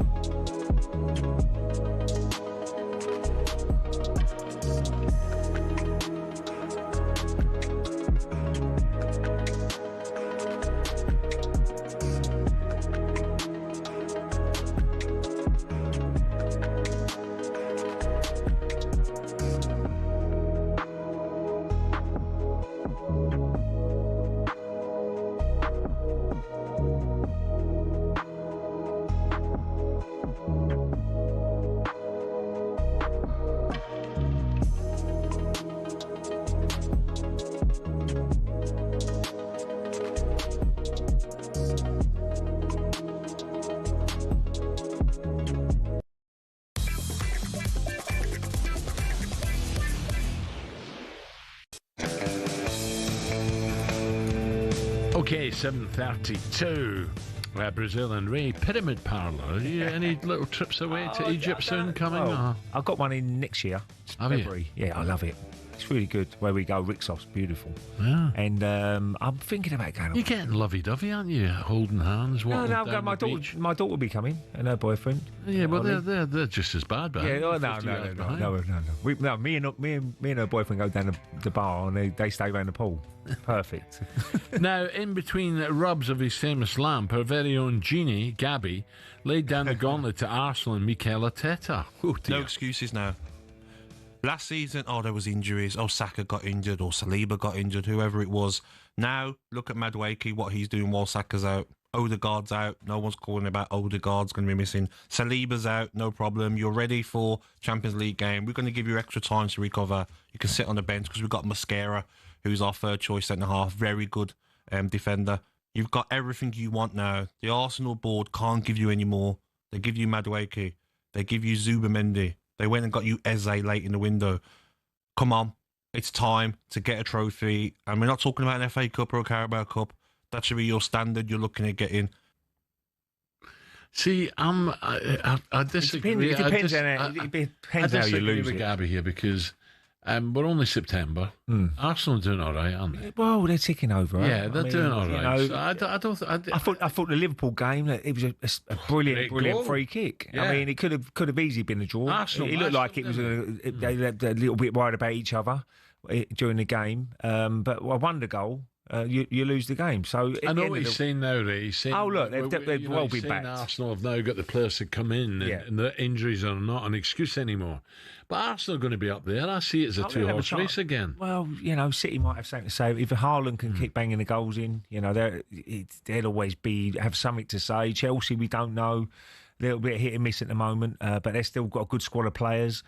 But Arsenal, look, I can see what he's saying. Look, they've been backed. They've got lots of new signings through the door during the summer. Yeah. They had to get a couple of good midfielders there. Zubamendi's been a really good signing as well. Gyökeres was the obviously up front. He's got to stay fit and try and get the goals. You've got to go at the weekend. That's a great game. Yeah, I think it's a cracking game. I mean, I'm a little bit worried because Foden now has got to get his form back, and Haaland, he's banging form at the moment. You want to go in when he's a little bit more of a barren spell when you play against Haaland, but he can't wait to get to the Emirates himself. But yeah, it should be a cracking game. But they'll be there and thereabouts, definitely. I mean, I think Liverpool are the team to beat. We know. Isak, I don't know what sort of he's going to hit the ground running when he starts playing for Liverpool. I'm sure he will. He will do, yeah, because he knows the Premier League. He knows the defenders he's playing against. So they're still the ones to beat. There's no doubt about that. Premier League weekend kicks off tomorrow lunchtime. What a fixture to get it started live and exclusive on talkSPORT. A city that lives and breathes it. It's the best fixture in English football, and I will argue that till the cows come home with anyone. I want to see Mr. Slot. Mr. Slot when he's under pressure. When you win him, it's lovely. The Merseyside derby was personal. Right footed, cleared off the line, comes back to Salah. He puts it into an empty net and Liverpool lead. It's not only tactical, you also have to stand up to those emotions. I've been involved in some of these Merseyside derbies and it's been incredible. Comes through to the far post, it's whacked into the net by Tarkowski. There's a mini pitch invasion. There's an overspill of emotion. David's long overdue a good result at Anfield, and he'll fancy his chance. It means that Liverpool are back on top of the Premier League table. They're showing champion form in the sense of you're winning when he's not great. It is a feisty derby, a test of credentials where the football takes precedence above everything else. Are you ready for it? We are, that's for sure. Champions Liverpool take on neighbours Everton, who'll be travelling just that little bit further following the move from Goodison to Hill Dickinson this season. The game is live and exclusive on talkSPORT, and it's set to be another sombre afternoon at Anfield, as last season it was Jota strike that separated the two sides, gave Liverpool a crucial 3 points on the way to their 20th title. Davy Moyes hasn't won at Anfield in 23 attempts, but then who has? As manager of Everton, Man United, Sunderland and West Ham. More on that game in just a moment, but first our next guest must explain how and why he was thrashed, I'm told, on the golf course by the Chunk, by Jamie O'Hara, for talkSPORT's brand new YouTube channel. And Jamie now is the face of it, although people are looking at Dino and saying, help us out.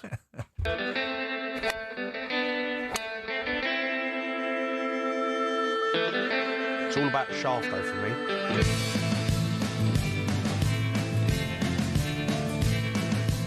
Well, the best way to describe it, it's the best shop you've ever been in your life.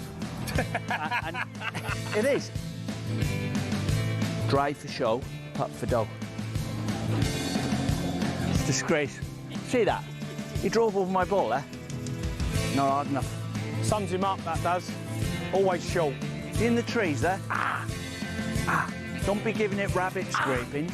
So I'm just going to hit this up the right with a bit of Dennis Law, and it'll go something like this. Thank you. Yeah, right. It's up the middle. It's right.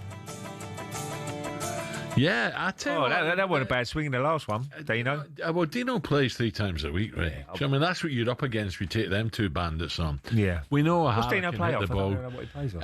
8 or 9? It depends what he's playing, but 10 Depends if he's playing for 7, money or not. Yeah. Whereas the Chunk's more, he can smash it. Yeah. Dino's all technique, whereas the Chunk whacks it. I think he's a member of the London club, which is a tough track. Off the back tees. Yeah, it's tough. So that's why he's probably doing well, Jamie, because that's a tough course it is. I see something last night. I think it was an advert, and I thought, I know that golf course, and it was Royal Blackheath. Oh yeah, that's where we did golf day there. The oldest golf clubhouse in England. Well, they had a lot of people walking. You can walk across the course, can't you? So they were lovely to us up there. Great. Anyway, beautiful. So it's going to be good. So Dino joins us now. Dino, morning. Morning, Dino. Oh, where is he? He's on the driving range. Dino, get your headphones on. Right, we'll get Dino back. Don't worry. I tell you what, it's a cracking course. Jamie can't play the game though. Let's give him his due. Yeah, no, he's very good. He's probably about 5 or 6 handicap. Yeah, He's quite low. But there's a lot of players who really love it now. I mean, John Terry's another one, isn't he? He plays all the time. Yeah. I think he's low. Well, why wouldn't you? You know, it's a great game. I'd love to play again. It's a but great social game as well, Al. It's a great social game. You can go around with your mates, have a bit of fun. So if you were to play regularly twice a week, what do you think you could get down to? I've got down to probably 8, probably, if I play a lot more. I wouldn't get lower than that. You've got to be really having lessons.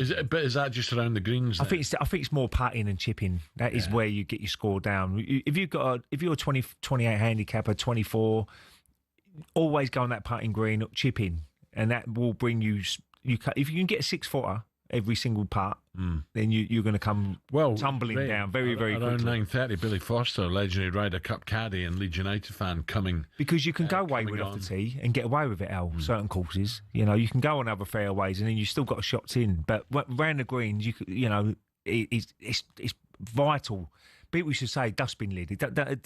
Obviously, you've got to try and get as tap-ins, really, if you can, chipping and putting. But it's a tough game. It really is. But it's a good game. Ryder Cup in a week. And can't wait. And whatever, I'm sure you're not listening to me, are you? We're talking about I can't beat the Ryder Cup. No, it's fantastic. And my old mate Poulter, he was always the postman. Always delivered, Al. Always seemed to get the winning putts and all that sort of stuff. So. Really looking forward to that one. They've got to have a good first day, though, haven't they? New York crowd, Al. They'll be going crazy. Yeah, I think Donald Trump's there as well, wasn't he? First day. He will be. That'll ramp it up. He's getting about, isn't he? That'll ramp it up as well. The atmosphere. So I hopefully the Europeans will have a good first day. We'll try and get Dino back because my producer's me and I can't hear a thing he's saying. So we'll move on to football.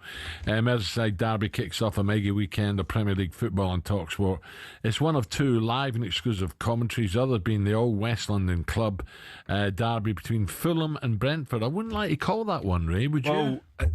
That was an absolute bizarre goal last week, wasn't it? Leeds done so well. It looked like it was going to get a point. And then the corner come over, it bounced off his head, straight into the net. And Fulham had a couple of chances, but Leeds had a couple of chances as well. So Brentford... Leeds, by the way, Leeds, Burnley and Sunderland have all started okay. Yeah, they've done really well. Full of spirit. Yeah, absolutely. Wolves this weekend as well, Al. The first home game, they had a really good chance against Newcastle in that opening 10 seconds, wasn't it? He made a great save, Pope.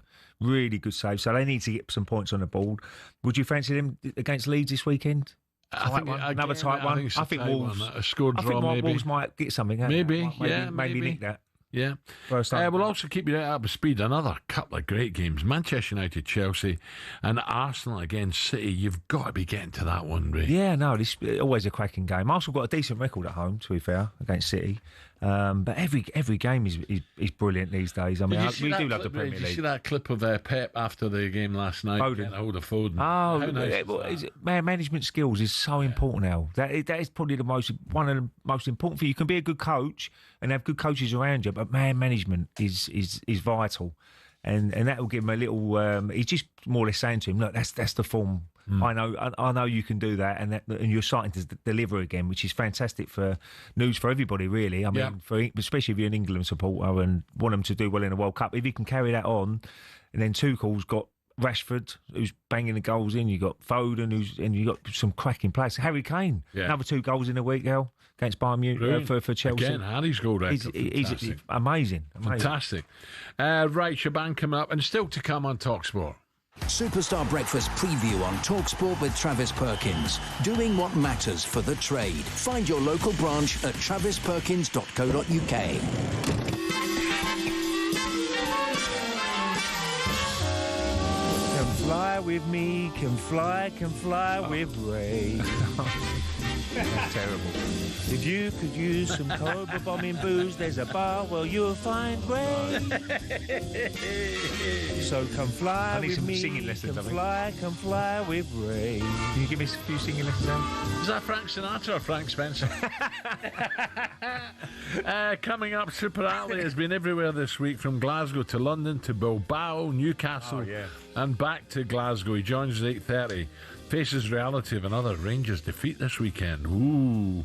We'll also be joined this year by comedian Jason Byrne and legendary Ryder Cup caddy Billy Foster. That was a look ahead with our good friends at Travis Perkins. Superstar Breakfast preview on talkSPORT with Travis Perkins. Bricks on bricks on bricks. Over 40 million available to order with delivery to site. That's one less thing to worry about.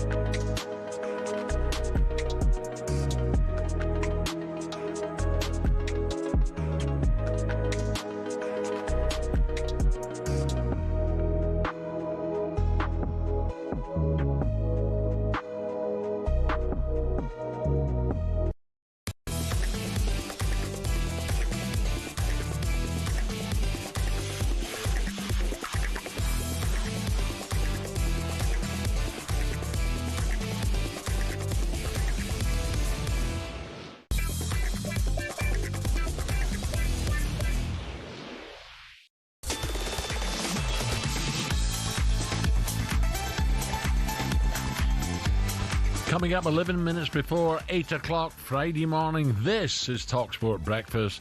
Ray Parlour alongside me. Now, what do we know this Friday morning? I tell you what, Ray. Marcus Rashford scored both goals. Two crackers as Barcelona beat Newcastle 2-1. Pardon me.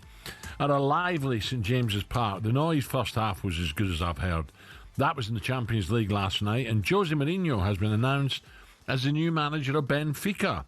The club he left 25 years ago. He managed just 10 games back in 2000 after a dispute with the club president. His first Champions League game away, have a guess, incredible, away at Chelsea, of course, live on talkSPORT 2.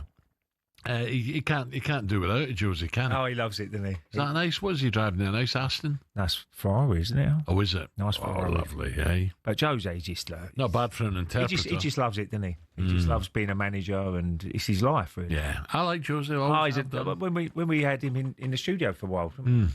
And obviously, when I said I got a little place in Alvor back in the day, he said, my mum was born in Alvor. Yeah. Beautiful little fishing village. I went, yeah, absolutely, Jose. I love going there. The beaches are absolutely brilliant. And and that's where his mum was born. You've sold that. You've sold Spain. You're selling everything. Oh, yeah, that's it. It's all Big gone. wedding It's all gone pear-so. Big wedding coming up.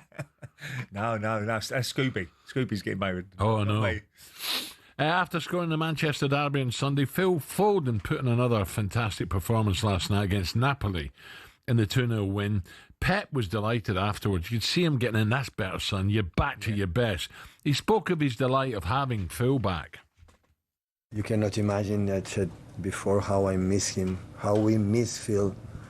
Last two games have been the Phil that we know, and I know how he played close to the Erling in the year that we won the 4th Premier League, the last game against West Ham here.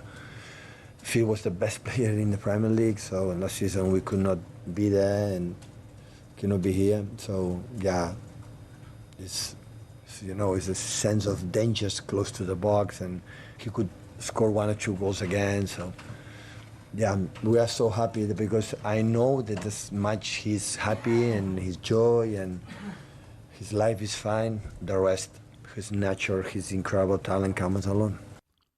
Incredible, really, isn't it? 1 minute Phil was the golden boy, then totally blanked. Yeah. I mean, he's back. What's all that? Do you know what it is, though, Al? You set your standards so high as a youngster. He was unbelievable, wasn't he? He's a youngster. Yeah. And do you know what? People always said, he should go on loan, he should do this, should do that. But he was learning off the best, really, in training. And Pep Guardiola had a route for him to get to the first team. But you go off, he just went off the ball a little bit. It's nice to hear that. A big thing about that was his life is good, so he knows he's got that sort. But is that? He always looks at that. Pep saying, I think he always looks at that. Living right. Yeah, maybe, and he looks like he is now. He's training better, and this, and you're formed, and it's all about confidence, Al. It's all about confidence football. If you start playing well, you're playing well, and you can't wait for the next game, and that's hopefully the Phil Foden we know. But the last 2 games he's been brilliant. Yeah. Absolutely fantastic. Great header last week against Manchester United. It was not easy. Brilliant header. The way he just directed it into that far corner. And last night he was to do with the sending off, really, when he was through. I mean, it was a sending off. When you look back at it, he was going to be clear on goal 1v1. So that was the right decision. But it was Phil Foden who put the ball through. And obviously the first goal he set up as well. So yeah. It's nice to see. And Pep's just saying to him now, that's the Phil Foden, that's the standard you've set. Well, I'm delighted to see him smiling and Jack Grealish smiling. Yeah, Jack as well. Jack's Another a big one. game at Anfield, absolutely, and who knows, Jack could be the main man tomorrow at Anfield. So I'm really pleased, and it's great for English football that all these players now are starting to get a bit of form back, and hopefully they can continue going into the summer, because we'll have a great chance of maybe getting to the latter stages of that World Cup. Yeah. Okay, Shaban will be with us in 5 minutes. Can someone sort Shaban's problems out here? Honestly, is it in? You can't. The earpieces and the these earpieces are not bad. I'm pretty slick at it. I think no, I've you're just not. struggled a wee bit this morning. I just I'm rusty. timed you there 4 minutes and 37 seconds. Find the wee. I was a lot more than that. You know. Hey, what you got? Well, it's time now, Alan, for Have you this. forgotten? There may be trouble ahead, but while there's moonlight and music and love, you sing this a lot, don't you? Yeah, is it you? Always in trouble. That's what. There may be trouble ahead. Well, it's reported that Manchester United co-owner Sir Jim Ratcliffe has flown in by chopper for talks with head coach Ruben Amorim after a dismal start to the season. So insiders have said that this meeting with Amorim had already been planned and was already scheduled. It's not as such crisis talks as it's been made out. Jim's facials were used as close-ups hiccups after the Manchester derby at the weekend. He didn't look too pleased. Bear in mind, United's worst start to the season for 33 years. Amorim has the lowest win percentage of any permanent Man United manager since World War II. Oof. Oh. Yeah. So what are we expecting? Is this win or see you later?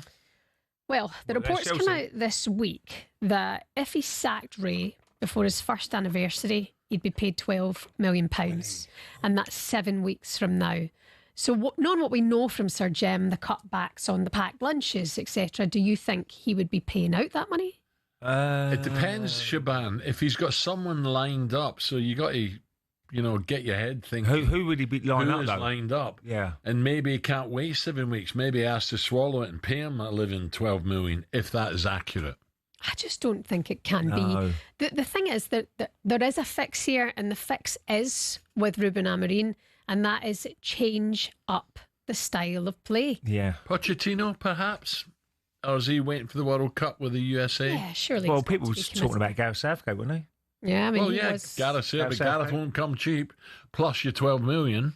Yeah, I mean, I just don't understand why. Well, Ruben Spurs Amorim done that, didn't they, with Thomas Frank? I think that was a big payout, wasn't it? Yeah. To pay Ange off, obviously. So what is $12 million in a club like Man United? Well, you look now. What is $12 million? Well, you look at the what you get for finishing 10th place in the Premier League to compare to 16th. That could be 12 million. So if they're going to look at it like that, so well, we might come 8th or 9th if we change the manager now, and that if we keep the manager, we might come 17th. Brendan Rodgers. Brendan, I don't see that. I don't see it. Listen, I don't think it's a case of sack Ruben Amorim. At the moment. Something's missing there. I think something feels amiss. What's the supporters thinking? They're not happy. Is it mixed? But Ray, everybody's looking at the style of play and the performances and the way Ruben Amorim wants to play and the 3-4-3 and not willing to change that. And he said after the Manchester derby, I'm not changing my philosophy. A bit Ange-like, a bit stubborn. But then you can't fault Ruben because that's what got him to Manchester United, the way he played with Sporting Lisbon, the job that he did there. But it's not quite clicking yet. You've got the personnel to play for 3-4-3. You've got to have. Sometimes you've got to look at your players and say, I'm going to get the best out of him if I play that system. The best players. Mm-hmm. So maybe, he has to say, well, let's give it a go. And at least the fans will really look at it and say, well, at least he's trying something different. No? Do you think you'll see that from Ruben Amorim? Do you think you'll see him adapt? Maybe that's the conversation. Well, I would if I was managing and I'm not getting the best out of certain players. Who's after Chelsea, Shaban, do we know? Who's after Chelsea? Yes, so we've got 3 games. Sunderland is the game after that. So it's Chelsea at home this weekend, Brentford away, and then Sunderland at home. It's reported this week that he's got 3 games to save his job. Yeah. If I would suggest if he can't win one of them and draw one, then he's in serious trouble. I'm hoping Chelsea are tired from their midweek performance. I think Chelsea squad, they could drop 4 or 5 and, they still have a decent side. Brentford are a solid team at the moment, and these set pieces and the long throws are causing havoc at the minute. And Sunderland, you can never underestimate. No, Sunderland. It's a really, really tough fixtures. Them long throws, though, Ray will tell you, if you've got someone like Byrne at Newcastle, one in front, one behind. Simple as that, Ray, isn't it? Yeah. I mean, they are coming back in a lot more. But there's ways to cancel them out. Yeah. I was speaking to the Brentford lad yesterday, Michael Coyote, did an interview with him. Have you got 3 big lads? The what do you long do throw. then? What? You're running out of players. You got Walter Moda, who's massive as well, isn't he? He's 6'5" as well. Yeah, but if you're worried about that flick on, then you sort that out first, don't you? Because he's not going to get beyond that with throwing. It's good to see him back in, though. The old long throw. Oh, God. Who was the best at it? Delap. Yeah, he used to launch it in like a corner. Yeah. That was from anywhere. Awesome. Absolutely. And why not use it? Absolutely. All right, Shaban back later. It's coming up 2 minutes to 8 o'clock on talkSPORT Friday morning.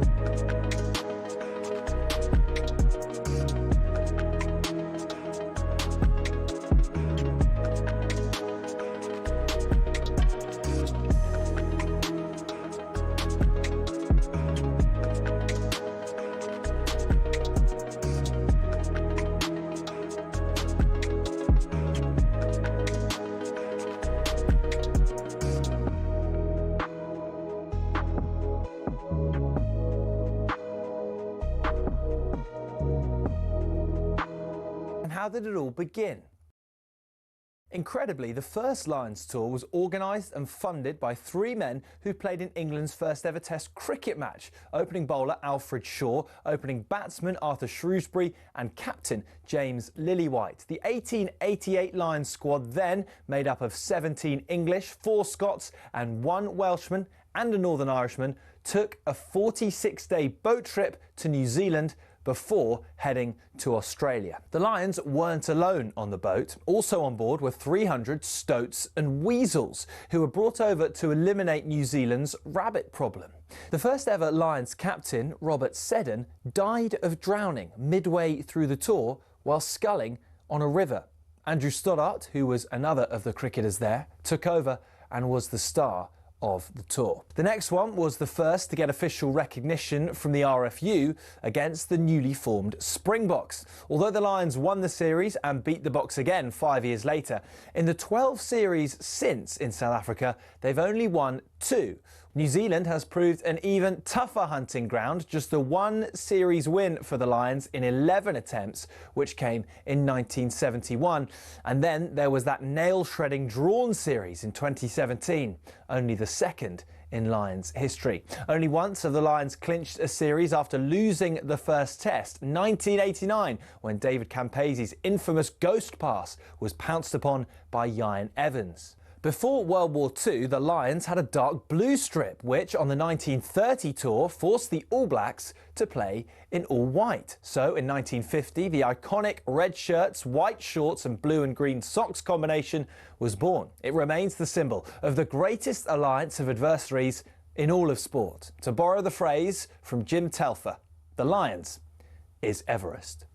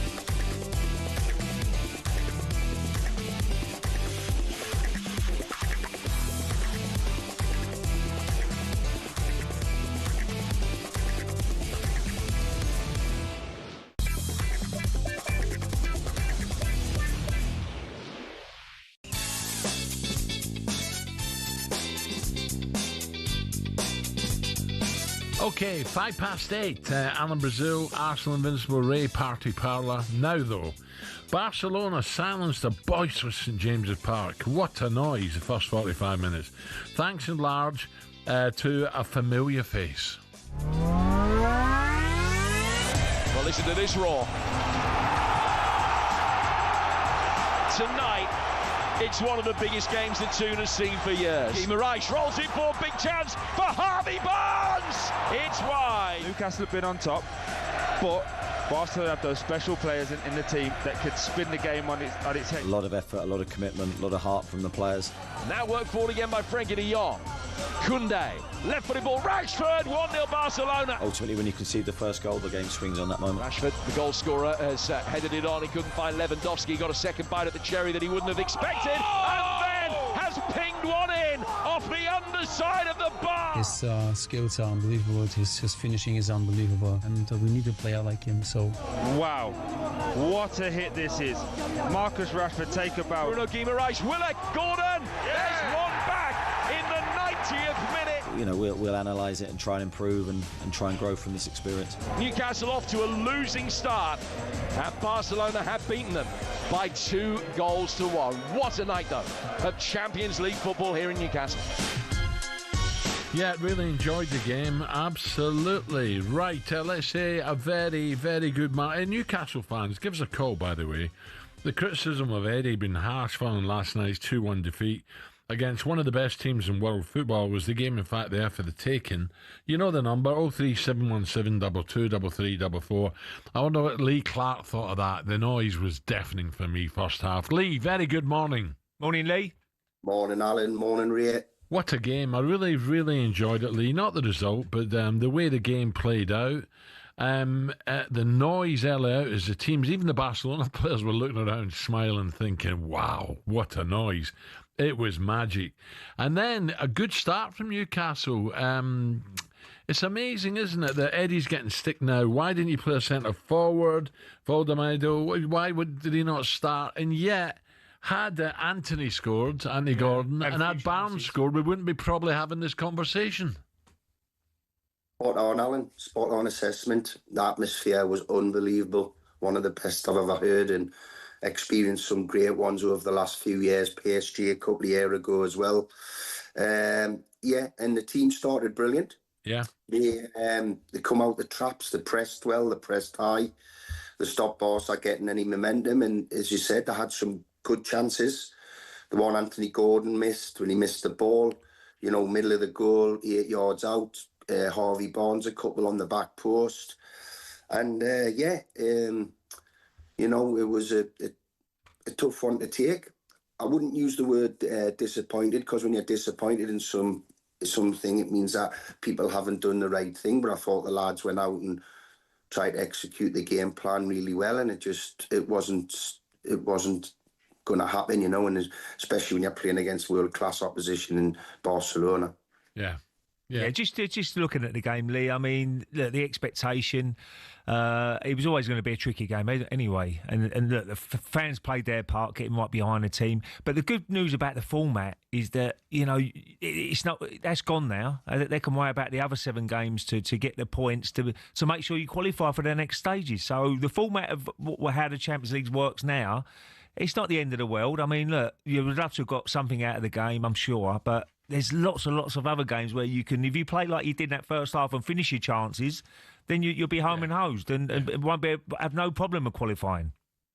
Yeah, you're spot on. I think this new format suits us. I think it gives us a great opportunity. 7 games remaining. Hopefully you get enough points where you go through to the knockout stage automatically, but then you've got the opportunity, a second one, of going through in the playoffs. So, yeah, definitely not all lost. Lots of positives to take from the performance in the game last night. Obviously, you don't want to lose the first one. You want to try and pick up points early. But, got to remember who we were playing. I think, and I was part of this last night, because Yamal wasn't playing, you're thinking, oh, well, these will be seriously weakened and they won't be their normal selves. But they were outstanding on the night. Some of the football they played, and obviously Marcus Rashford showed us the Rashford that we've seen many, many years ago when he burst onto the scene at Manchester United for those years. And it's great news for England, by the way, because he looks like he's playing, smile on his face, and those 2 goals. The second one takes all the plaudits because smashed off the underside of the bar. But, don't take anything away from that first one. It's a terrific header. Yeah, absolutely. Do you know who impressed me? The 2 boys in midfield, De Jong, we know is a good player, Pedri as well. 2 of them in there were great, especially when they had to keep the ball when Newcastle were getting back in it and then got back in it. You could just see let's keep it, let's not give it away. I thought they were excellent in the midfield, 2 of them. Alan, that's an unbelievable point. When Newcastle got the 2-1, 7 minutes on the clock, injury time, you thought, wait, let's get through everything at them, the proverbial kitchen sink. Barca just got the ball and kept it. Newcastle couldn't get the ball. As you said, those 2 midfield players just dictated it. Short passes, longer passes, switch of play. And Newcastle couldn't really get any momentum in those last few minutes to try and put their Barca goal under pressure. Yeah. Because the Barca lads just had an unbelievable knack of just, well, we've got the ball, Newcastle can't do anything. And, really impressive performance by them. Really impressive. And Lee, back down to Bournemouth on Sunday, the next game. Not an easy game. They've started well, Bournemouth. They're 4th place at the moment. And, You know, but it's about forgetting about Barcelona. It's about, I think Valdemada will come back into the side now, and he scored a cracking goal, didn't he, Lee? His first goal against Wolves, the header, brilliant ball in from Murphy, and a really, really top-class header. So he'll be raring to go, and with Gordon out, I'm sure he'd definitely start and maybe carry on his goal scoring for it. Definitely, Ray. Really tough game, as you said, down at Bournemouth. Terrific over the last few years and had a brilliant start to this year. I think Walter Maida will come in. I think Eddie, when I listened to his press stuff after the match and his comments, he was really nervous about starting them so quickly again after the weekend, especially when the player had said the intensity of the Premier League, he would start cramping up about half-time v Wolves. And what the last thing he needed was starting him last night. I know it's easy in hindsight saying didn't have a natural striker, but, you know, starts him last night and he pulls up, and then we definitely haven't got a striker because we've had awful news on Vissa, who's not going to be ready till after the international break in October. So, you know, we need to just make sure he gets put in gently because, as he already admitted, the intensity of the Premier League's took him by surprise. Yeah. Also, Phil Foden getting back to form, which is great news. For you mentioned England there. Great news, and Haaland in special form. What a game that's going to be. Arsenal against City again at the weekend, Lee. I'm delighted when you see Phil Foden back in the form he is. He's a super talent. He obviously, we don't realise, or you forget sometimes how young he still is, because he's been around for so long and he's won so many things and he's such a talented player. But with any kind of player, they have little dips in their career, and he had that last season. But he looks like he's playing happy. He was terrific in the Manchester derby at the weekend, and the same last night. His combination play with Haaland is sensational. So, yeah, that's another great reason for English fans to be upbeat, you know, looking forward to the summer. Yeah, Lee, listen, long season to go, and Newcastle, as we said, if take them early chances, it could have been different. But it's exciting, the Champions League, and obviously the Premier as well. So great to talk, Lee. I really, really enjoyed it. Ally McCoist coming up. Cheers, Lee. Loving it as well. Thanks, guys. Lee Clark there on Newcastle last night. If only them chances early doors. Right, Coral coming up. Then we'll talk to Ali, and then Jason Byrne, comedian. And we'll also talk to Ricky Lambert ahead of Liverpool, Everton. Little Sam Matterface, Billy Foster, Ryder Cup just round the corner as well. And we'll preview Arsenal against City.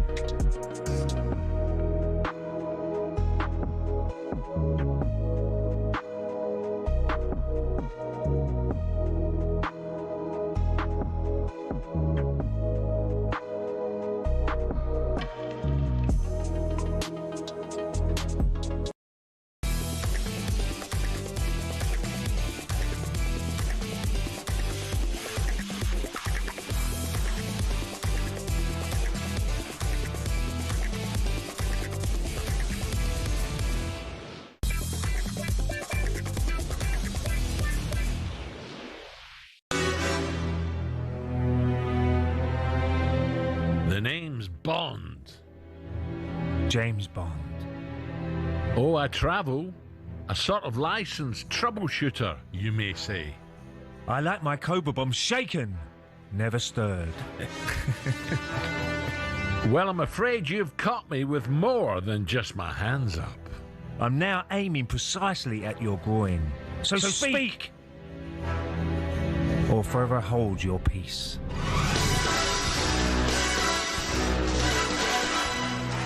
I think you'll be much better than me, Al. James Bond. I missed half of that because he was talking to my ear. That was so good, wasn't it, James Bond? Oh, yeah. Back in the day. I thought the last Bond was brilliant. And I think it's really hard to say who's the best. I thought Daniel was as good as anyone, Daniel Craig. Roger Moore was brilliant. Oh, I love Roger Moore. Sean, obviously, Sean Connery was absolutely unbelievable. It would be between the three. Yeah, definitely. Do we know who the new Bond is yet? No, we don't, do we? I don't think I'd be... You act like you're James Bond. I don't think I'd be climbing out of windows. Don't worry about that, pussy. Right, here we go. Get out of the bar, can you? 8:20. Alan Brazil and Ray Parlour. You've been very quiet. Yeah. Well, I've been going out still, but have you? Just don't. Yeah, you don't want to be doing it every week. How's the bar and the garden coming along? Some people get. Yeah, I've not really started yet, Al. I need Chopper around, didn't I? Yeah. So I want to get him round to have a little have a look. Oh, his is brilliant. Yeah. Oh, you said that, didn't you? It's so important. Right, you may have heard Emma on the news this morning. MI6 has launched a dark web portal to track new spies for the UK called Silent Courier. We're told it's secure, so sensitive information about terrorism or hostile threats can be submitted using it. But it got us thinking which member of the talkSPORT on-air roster would make the best spy. Might this distinguished gentleman be in the conversation? I lived in a little village called Mokadot-de-Poissonnier. Have you ever seen the film Who Framed Roger Rabbit? Do you remember the laughing weasels that go, "You guys are going to laugh yourselves to death," right? Yes. That's what Brazil, Ally McCoist and Jamie O'Hara sound like to me in the morning. Yeah, but Simon B, he's got the accent to be MI6, hasn't he? Yeah. Simon, he would be a very, very good. With a pipe, with a little pipe. Well, he's very educated, isn't he? Yeah. He knows all the tricks of the trade. Try to be him. Would he know all the tricks of the trade? Probably. He thinks he would. Well, he thinks he would. He'll know quite a few, I should imagine. So he would understand how they would work, and that's why he would be one step ahead. Do you reckon? Yeah, I reckon so. Yeah, I think he'd be a good spy. Okay, what about this occasional co-host? I think. What about this one then for you? A regular guest on the breakfast show sounds to me like he needs something better to do with his time because he's bored. Have a listen. I've just been feeding ducks and birds, and that's what it's come to. I enjoy it, Who's he kidding? Neil will be. Hey, he could be in at Rangers soon, I reckon. What about a certain Villa legend at talkSPORT? Oh, no. The talkSPORT commentary reject, co-coms. The name's Bond, James Bond. Brooke Bond. He's too busy doing too many shows. Right, now for the latest odds with Coral. And another one who could easily be part of he'd be MI5. Here comes Simon. The Coral Daily Download on talkSPORT with Coral. We're here for the fans this season. 18 plus, gambleaware.org. I think Steve-O might be a sort of Kazakhstan Russian baddie. Whereas Simon would have to be from Whitehall. Simon Clare. Morning, Simon. Morning, Simon. Good morning, guys. Yeah, I'd like to think I could be a sort of James Bond character. Definitely. Surely Simon Jordan would be like a Blofeld character stroking his cat. I thought Jordan would be a villain. What, Simon and his pussy? Yeah, that'd be... What we got today, Simon? I think we're probably looking ahead to some great Premier League action. Tonight we've got a good championship game. Actually, is it Borough against West Brom? Two sides who started the season really well. Borough top of the table, favourites at home 6-5. There is some great games, Simon, this weekend. You're right. Yeah, West Brom 2-1. I mean, that's a cracker. And Ipswich. I know you keep saying they shouldn't be favourites. They're now 3-1 favourites after their 5-0 drubbing of Sheffield United. I don't get that either. I really don't get it. I hope I'm wrong, totally wrong, but I don't get it. Yeah, I mean, it's just such a long season. Is it 46 games, the Championship? It's only just the start. They've got the depth. I mean, they're back in after that win. They're back on, back in the zone. Who are they playing this weekend? I'm going to quick whiz down. Birmingham plays Swansea. That's the Snoop Dogg. Actually, I can't find it. It's fixtures game. But anyway, here we are. Away to Blackburn, and they're the even money. Easy. Blackburn are decent. They are, but they're even money favourites away at Ewood Park. So, a year of little faith. Will Ipswich win the title, Al?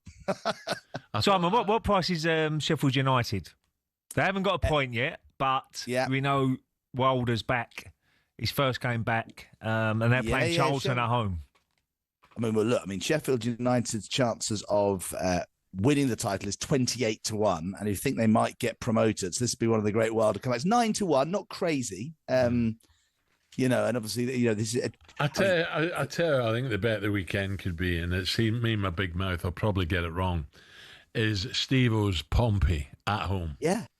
Okay, well, home to Sheffield Wednesday, who are just one place above Sheffield United. They're odds. Amazing. Portsmouth won't be odds on very often this season, but they're like 4-7 to beat a really struggling Sheffield Wednesday side who are 9-2. So, Steve-O should be in for a good weekend. Yeah, that championship's it's just great, so competitive. I've just remembered. I think we've got a runner today. The Stud. I think we're down. Really? Yeah, we have got a runner today.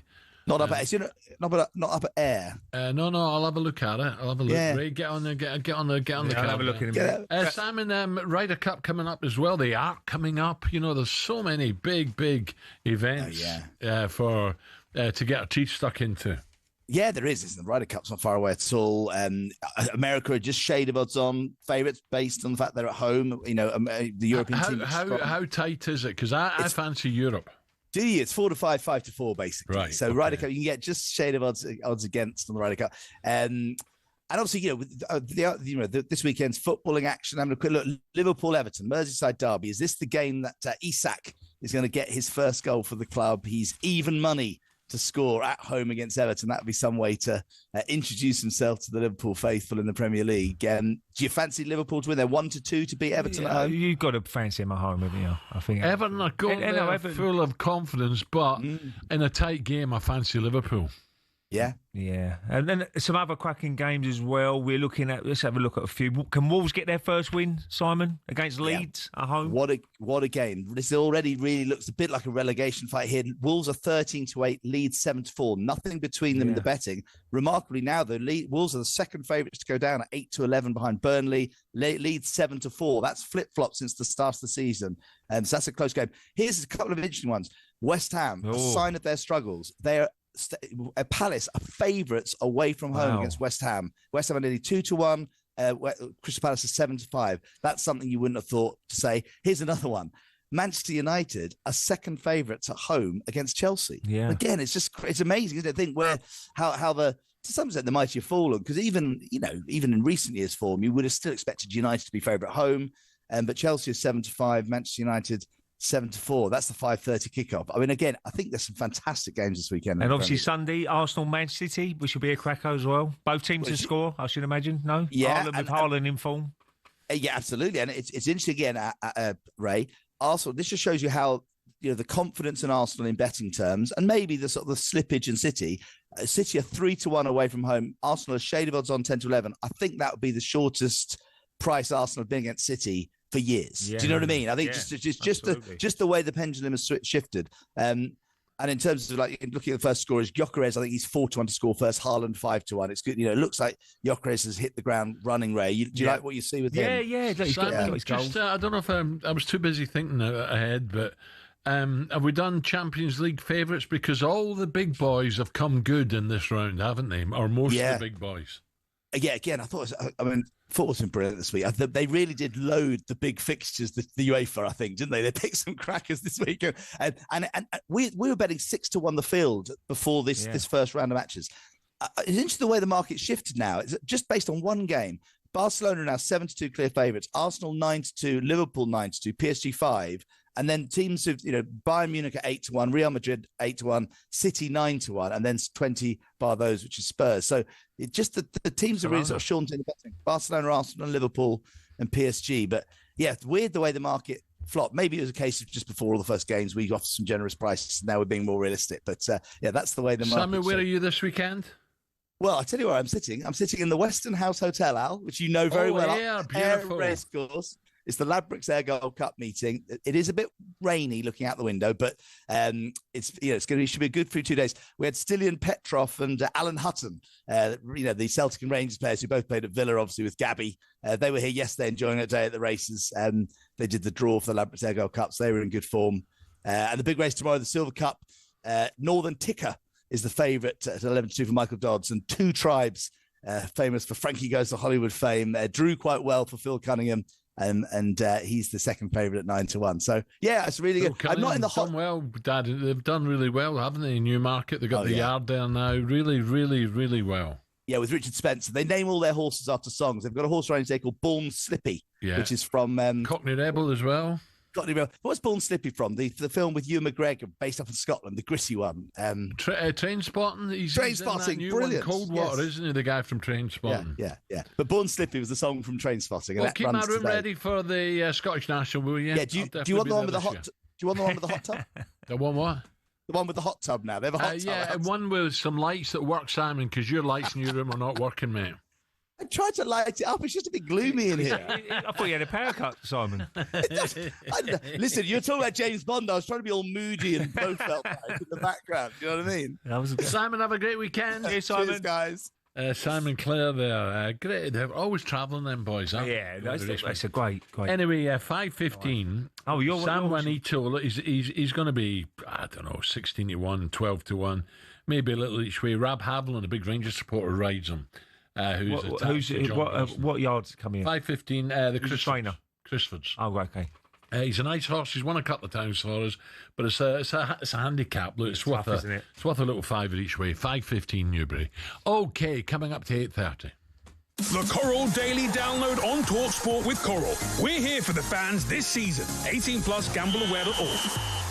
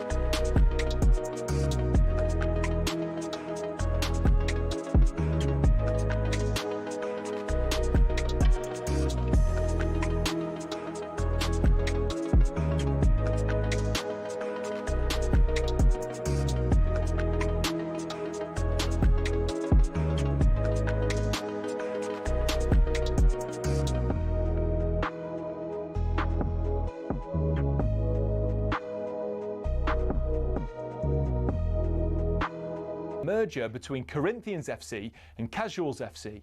Now, Corinthians FC were founded in the late 1800s when the FA's top brass were absolutely sick of getting pumped by Scotland every time they played them. As a result, Nicholas Lane Jackson set up an amateur side which would bring in the best players who could all play for the national side. And it worked. It wasn't long before England were dominating the international fixtures they played, and it was largely down to Corinthians. In fact, in 1894 and 1895, they played consecutive games where Corinthians provided the entire England 11. But the thing is, the players refused to play professional football. They didn't believe in it. They wanted to spread the values of sportsmanship, competition, and played for the love of the game.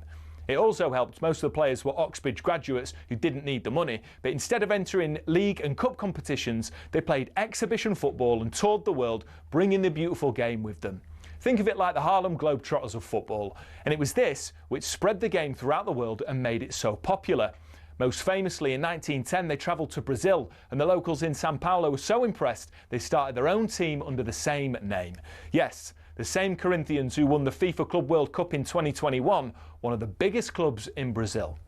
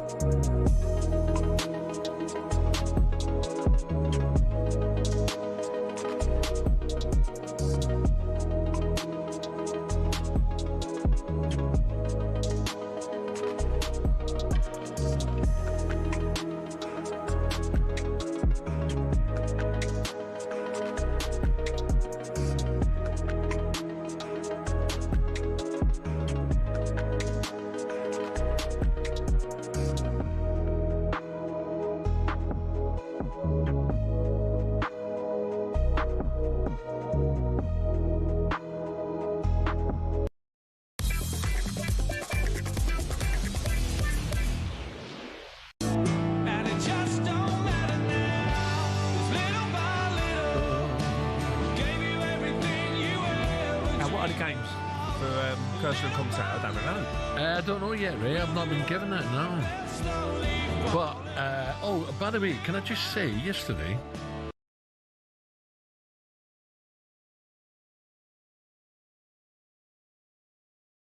the car yesterday, and he said, I heard you on radio, he says, I've had this electric car for 18 months and I love it. Yeah? Love it. Absolutely loves it. Yeah. And he says, I've no problem. And I said, well, what about the winter? He says, no, last year was fine. No problem. So maybe I got it wrong. I don't know. So you did get a lot of things. Our good friends at Arnold Clark, I'm sorry. But, it was just, I'm blaming Billy the cab. He told me. But the guy said just saying, oh, great. He loves it. And by the way, them Teslas, I know he's not everyone's cup of tea. The owner of Tesla, God, they drive. My brother's got an electric cab. Whoa. Has he? You mean, yeah. Yeah. And he has no problem, no? Oh, no, he's all right. Good. Right, so hopefully that's out of the way. This is your final chance to enter our biggest competition yet. 2 winners will score Oasis tickets for their September 27th show, and one will win £25,000 in cash. Yeah, 25 grand in tickets to see Oasis. You've only got until 9 a.m. today, so hurry up. 23 minutes. Here's how you can win it. 18 plus, UK excluding Northern Ireland. For a chance to win, text the word Oasis to 83338 and you're in the draw. Text costs £2 plus one standard network rate message. You must have the bill payer's permission. Or you can enter for free by calling 0330 880 3338. All entries must be received by the 19th of September at 9 a.m. This is a talkSPORT limited promotion run on talkSPORT, Talk and Virgin Radio UK stations. Full terms and conditions at talksport.com. Now, Arne Slot has, of course, had an incredible start to life as Liverpool manager. I like the guy, but yeah, absolutely. And as it turns out, he's learned everything he knows about English football from talkSPORT Breakfast. What? You were speaking before about the transfer window in Spain. We've spoken about how much money Liverpool have invested. Does it annoy you that people talk about how much money you have spent? And do you agree that you are considered the favourites in this Champions League? You've been listening to a lot of talkSPORT because you were saying that we've spent so much money. and it didn't came to him probably that we've sold for 300 million. I repeat, for 300 million as well. Not me, Arne. I didn't say that. No. Don't point your finger at me. Not me. Let's speak to a man who spoke to Slot yesterday and find out who he was talking about there. Apparently, wee Viv's not happy with him. He was out with the Geordies till late. Rangers legend, talkSPORT's favourite, Super Ali, is with us. Morning, Mr. McCoist. Morning, Ali. We've lost Dino. It's all about timing. It's all about timing. What is going on? I was here? looking at Ali, was sitting in his car there. He's all ready to go. Ali! How you doing, Ali? I was listening. We'll get Ali back. He's going through the time tunnel. We can't. Well, if you talk up, we can hear you. Yeah. Right, we'll get Ali back. He's got to pull over. Right. The phone is Ali, for God's sake. Just ring us. Dear. I was listening to the commentary last night. The noise. Whoa. First. Yeah, I think. Yeah. I think Ali was taken aback. Celtic Rangers. I don't know where the commentary position would be. Where would it be? It wasn't just that. It was the flags. The colour all around. That's great, isn't it? Park. I mean, they do know how to get behind the team. And there's some stadium as well. Have we got Ali back? Ali. Morning, boys. How are we? How you doing, Ali? I was just saying, Ali, the atmosphere sounded absolutely electric last night. I think even you were taken aback early doors. Oh, listen, guys. See, before the game started, there's a place that Newcastle fans go to for a couple of pints before the game called the Shack. Oh, Ray, I swear to God, it's right up your street. This place is absolutely jumping, lads. So, went in there to meet the guys before the game, and then we went to the game. It was brilliant, absolutely fantastic. I thought Barcelona just had a wee bit too much quality at the end. Ali, it could have been different. You had Barnes with the chances. And Anthony Gordon, for me, he's done it before. He just doesn't connect. He's in a great position. Just take your time, be patient, and just make a connection. And it could have been also different. It could have been 2-0 Newcastle. No, absolutely, boys. Do you know what I thought? I thought he just kind of misread the pace of the pass coming in from Alanga, who I thought looked particularly sharp first half. Smashes it across, and he just, he kind of gets it wrong. The other one, which you're right, Harvey Barnes was a real chance, and he kind of hits it at the goalkeeper rather back where it came from, towards the far post. But certainly first half an hour or so, Newcastle were excellent, and the atmosphere in the stadium, boys.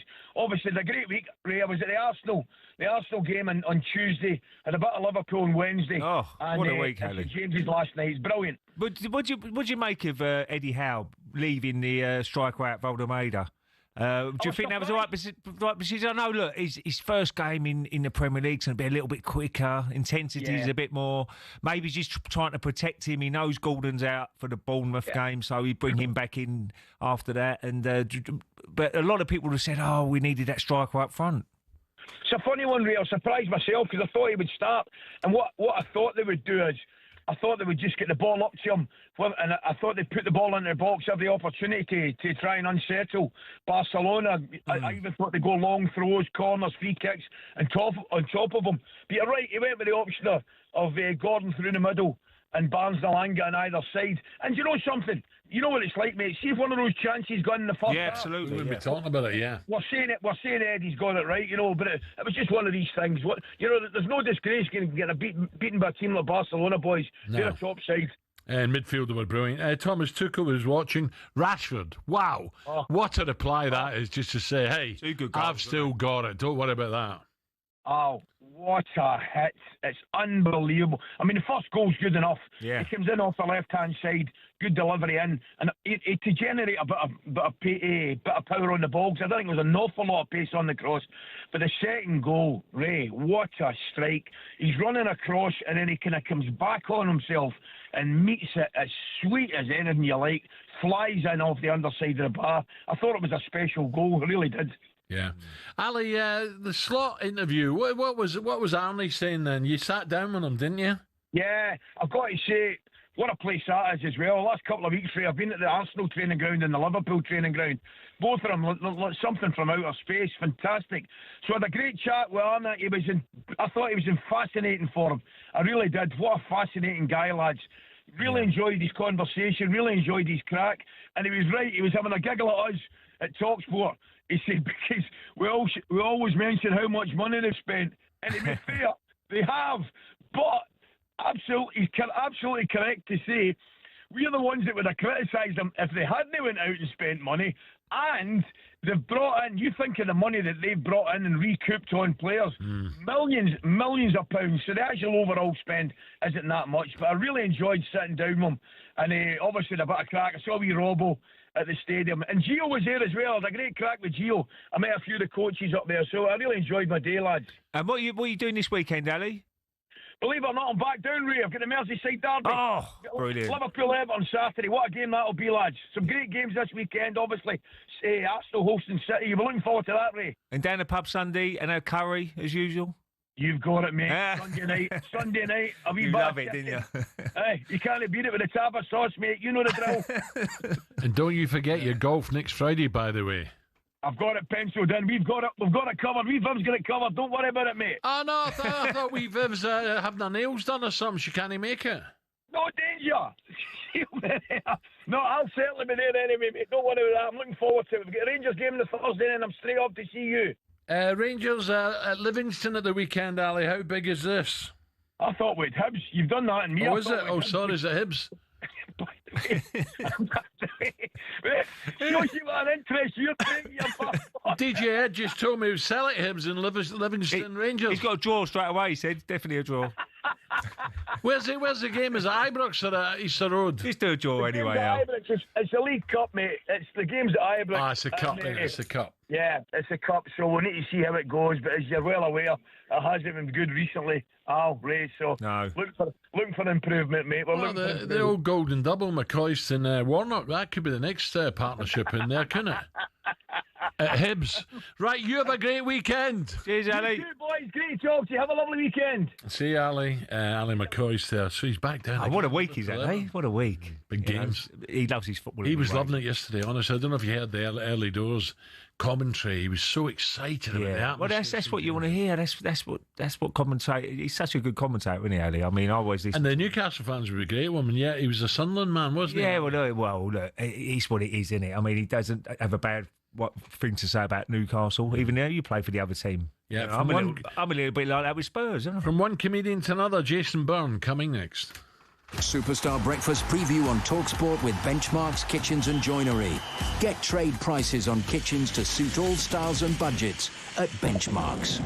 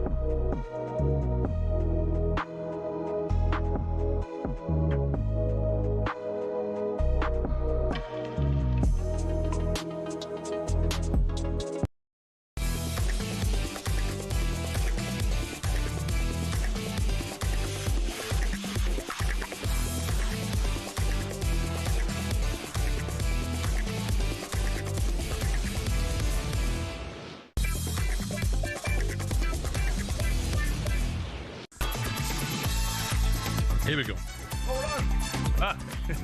Good morning, 9 minutes to 9 o'clock. Now, pleased to say we're joined live this studio by a man back on tour. Irish comedian Jason Byrne, character, by the way, is on the road from the 25th of this month with a brand new show, Head in the Clouds, I've been told that a few times, which he debuted at the 2025 Edinburgh Festival. Let's find out more about it with the man himself, Jason. How are you? Top of the morning. Morning, Jason. Listen, okay, so just first off, I'm a little bit tired because I got in at 2 a.m. Yeah. Right? Where was you? I was flying in from Dublin. I was sitting there, and 2 a.m. Yeah, 2 a.m. So I got, but it was in Ireland, and the flight was delayed, and it was, the good old airline that we always like. That's always late. I'm going, what's going on? And it wasn't even up on the telly or nothing. Nothing was going on. Nobody knew what was going on, why we were late. And then we got on the plane at 10:30, and the guy, the pilot, I mean, they're supposed to be professional, and he goes, like that. I went, what? And he goes, so good old friend Trump, he says. I went, what? They closed Stansted. Yeah. For Trump to come, and we all had to wait. Helicopter, wasn't it? Somebody do his hydraulics and helicopter. Is what? Hydraulics. yeah. It was a load of old hydraulics. It was something else in a helicopter. So I couldn't believe it. Trump, the old so you Irish went to man. Stansted? So eventually. Ryanair. Yeah, and eventually, and it was very funny that the pilot was angry with him. And then eventually got in 2 a.m. and got into the hotel. In London's great, isn't it, when you get here? Like, because in Ireland, when you go into a hotel, 2 a.m., they go, where? Oh my God, are you all right? Where were you? Poor fella, genie. And this fella goes, name. I'm going, it's 2 a.m, man. I'm the only one left. Just let me in my room. He goes, no. Yeah, if you went to Super Duper Marion Hotel in Dublin, they look after you. Yeah, of course. Can I get you something? Yeah, I know. What's happened here? Lovely. Do you know what, actually, the last time I met Ray, can I ask you this? Was on Soccer AM. Oh, right, yeah. I used to did Soccer AM with you, but I can't. Is this one I'm trying to remember? Did you tell a story about? Did you share a room with Paul Merson? Yeah, I did for 1 year. Oh yeah. Yes, yeah. But I keep telling people this story. I don't want to get it wrong. Did he play the keyboards in that room with you? No, Tony Adams. Adams. Was it Tony Adams? Oh, brilliant! I've got it right now. He was coming round the mountain. Yeah. Oh, that was Tony. So he was playing keyboards, and you could. Well, no, he changed his life, and he went down that road, sort of thing, and he started learning piano. I would love to do. And that's what happened. And he took his organs with him once to the game. But Tony's a legend, absolute legend, Tony. But Merce was good as well. Yeah. So, I had Merce for 1 year. He taught me how to gamble really badly. And then I had Tony Adams for 9 years. He taught me how to drink. So how I made it, I never know, really. Well, the only soccer connection I have right now is because I was in Edinburgh. I was in Edinburgh. What's that got to do with soccer? Well, this is it. Being a Glasgow boy. Exactly. 4 weeks I was in the festival, and I couldn't see a Premiership match anywhere. Like, you go into any pub, they're going, is there a Premiership match on? No. I go, is there one? They go, no, it's not. And I couldn't find it anywhere, and I was trying to gig as well, so I couldn't watch it. Hearts are doing okay, though, at the moment. They're up there. Hearts second, I think. Yeah. I played golf with the Hearts technical manager, Shelley. She used to manage the Scottish team. Yeah. What's her fault? I can't remember. She's going to kill me now. Because I played golf with her, and there's something else playing golf with a female manager. She had no mercy for me at all. Oh, really? I was playing golf. Yeah, I was just whacking it. She was going, no. No. Oh, the golf, though, was good. I'm going to be watching that. Now, why are you playing Norwich twice? Well, I live near Ipswich. Why are you playing bloody Norwich twice? Well, because I've just done so well out there. You know what I mean? I think one year I got out there. I remember only being one road out to Norwich, and I got out there, and I think I just got stuck there, and I just stayed, and then I became. Where's your favourite? The favourite one? Yeah, Glasgow. Well, I have to say the one that's in my head the most, Glasgow, is you do not have to try in Glasgow at all. Yeah. You know what I mean? You come out, right, and it was like, I came out in Glasgow once, and a guy, they put their hand up, they don't heckle you, they put their hand up, and they go like this, they go, Jason, right, let's go, there's this guy called Dougie. And I go, what? He always goes to see me. He goes, what? Are you okay? And he goes, yeah. I died last year, he said, right? I said, what do you mean you died last year? He goes, I was on the street and I had a heart attack, and I died on the street, but there was paramedics nearby. This is a real story, right? Wow. I said, what? He goes, well, they brought over, and it was raining, and I was on the ground outside, and they brought over, the paramedics came over, and they asked these two other Scottish guys to clear, to get out of the way. Yeah. And they didn't go back far enough. And Dougie says that when he got whacked, he got shot. he stood up, or he sat up, and there was two lads beside him on the ground. they got shocked as well. Wow. It went up through them. Oh, wow. Yeah, because you know that thing when they say clear? Yeah. Clear is clear. Wow. And Dougie goes, yeah. So I says, were they all right? And he goes, no, they were brought to hospital. Joking. With him. But sorry, because Newcastle, didn't they play last night, right? Yeah, brilliant. So Newcastle crowd, when I play, brilliant. when I play there, I play the stand at the comedy club there, right? Yeah. And I did this thing. I said, okay, let's see who, because I'm 53 now, right? Yeah. And I go, let's see who's here, what age group's here. And I go like this, I go, only the crumbliest, right? Yeah. And the crowd all go, flakiest, right? Join in. Now, that was one piece of me show all around Britain, right? But in Newcastle, I did it once. But of course, you know, James's Park and all, and they're great at singing. I swear, they did me 5 or 6 times during my show in the 2 hours. They did, really? Yeah. One guy just went like this. Only... Right, and then the whole place went, crumbliest. I went, no, stop. And he just kept chanting. Kevin Bridges, he's good. He's a Glasgow boy, isn't he? He's really good. Who was your idol growing up, Chase? Because you must have liked comedians. How'd you get into it? Yeah, Ray. I mean, I loved. Well, it's my age. Well, first of all, my house was like a comedy college. My dad watched. Oh yeah. Not to 9 o'clock news and Fawlty Towers and Kenny Everett and everybody. But the first live act I ever seen was Billy Connolly. How was it? I was only 17, and no, I still haven't met him. I would absolutely love to sit with him. Do you know what I mean? Yeah. I absolutely adore him.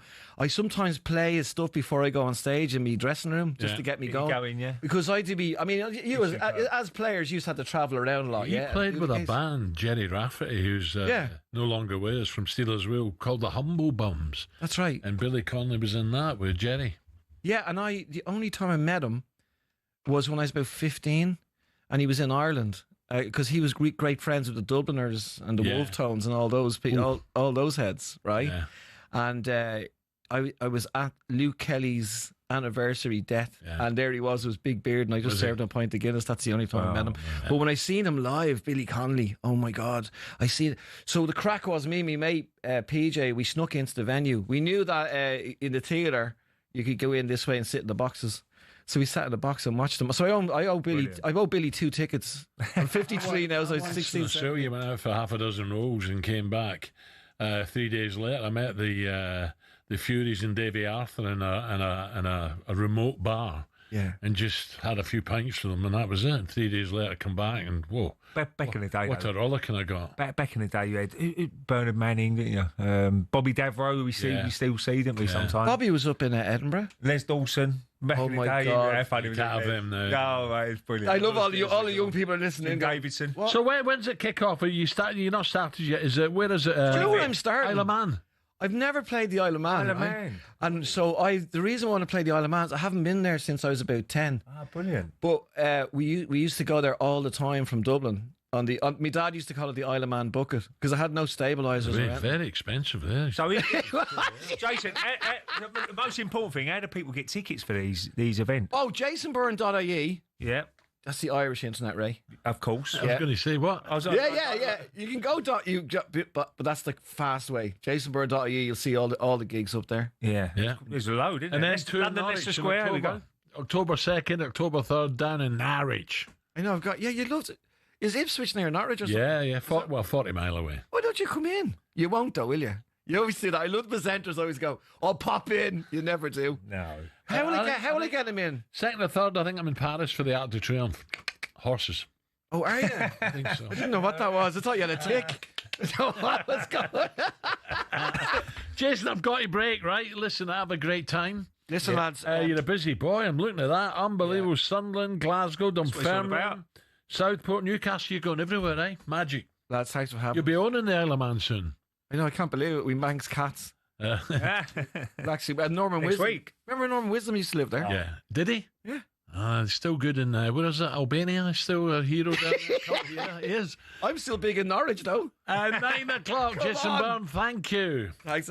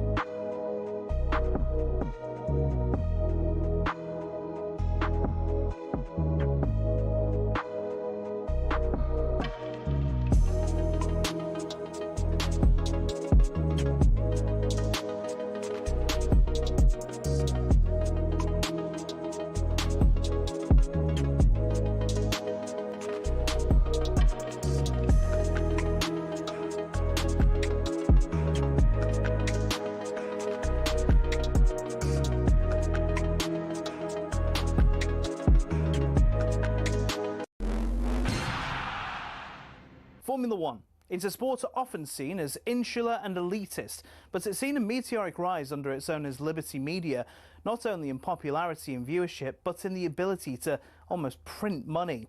From greater access to more races, here's how it happened. For decades, Formula One was owned and run by one man, Byrne Eccleston. He was old school, someone who thought the sport itself was enough, and there was no need for all this modern marketing and social media nonsense. But in 2016, Eccleston agreed to sell his baby to American group Liberty Media. It cost Liberty Media $4.4 billion, and they quickly got to work. We got an F1 app almost immediately, and teams were allowed to show us more from behind the scenes. One of Liberty's most important deals was with Netflix, which in 2019 brought us Drive to Survive. The effect? An almost 70% rise in viewership for races in the US alone. It's massively benefited Formula One online too, with a rise from 7.8 million followers across its social media platforms in 2016 to around 50 million today. New eyes are on the sport too, with F1's own subscription TV channel, which people can watch anywhere in the world. But the main market they've tapped into is the US. There's now 3 races there a year, in Texas, Miami and Las Vegas, and an American-branded team, Cadillac, getting involved in the sport too. More races seems to be the direction of travel. A street circuit in Madrid's being welcomed onto the calendar, while conversations around a Grand Prix in Africa have ramped up in the last few years. More big events could be in the offing too, after the massive F1 75 season launch event in London in 2025. 7.5 million people tuned in to watch it live across the social media channels, and that doesn't include the viewing figures for where it was broadcast on TV in certain countries. It seems Liberty will do whatever they can to grow the F1 brand. Their efforts have been worthwhile too, with Forbes valuing the sport at $17.1 billion back in 2023, almost 4 times more than what they bought it for in 2016. Not bad, considering it's seen as a sport where people just drive around in circles.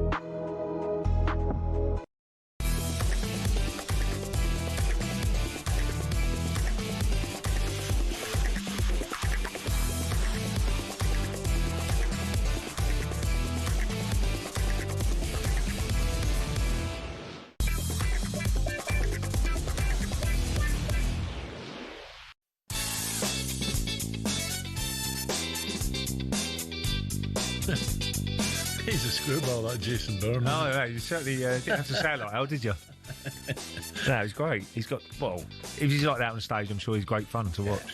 Right, 7 minutes after 9 o'clock. talkSPORT breakfast. Ray, Portugal Parlour.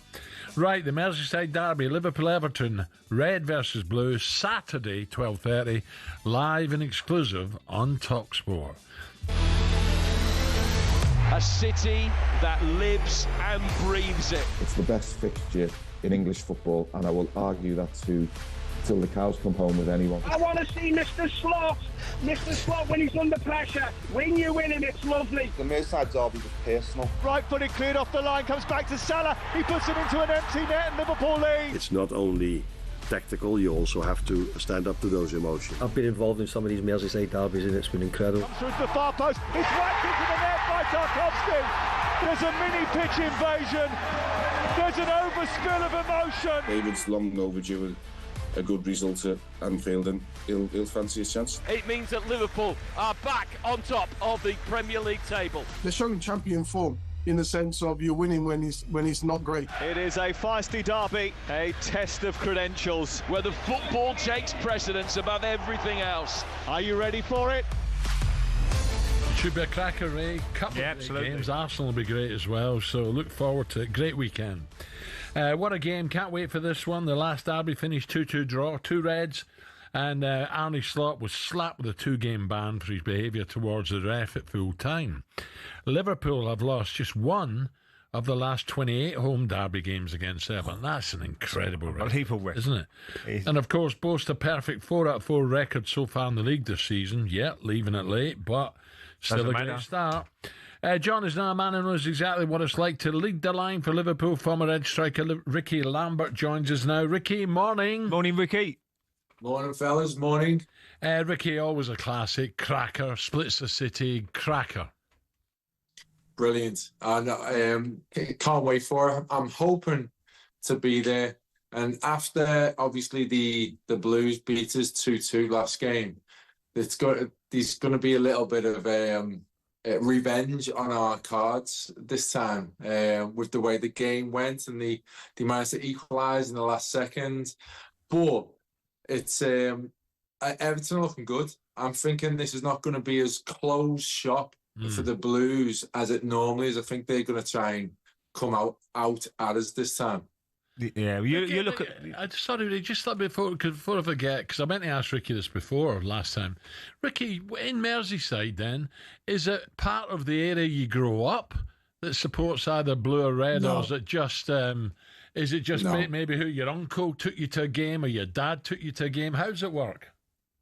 Yeah, no, normally it's who your dad supports. That's kind of the connection to the club. So you can be in a family, like your cousins, and it's all mixed. But generally, you follow who your dad supports. But these many who are now starting to go over because they're going to the games with the friends or their uncle, or it's very mixed. It is very mixed. Yeah, just looking at Liverpool, Ricky, spent well in the summer. Got some good players coming in. Isak, obviously, everybody's going to look at him and see, can he hit the ground running? Like, I'm sure he will, because he knows the Premier League.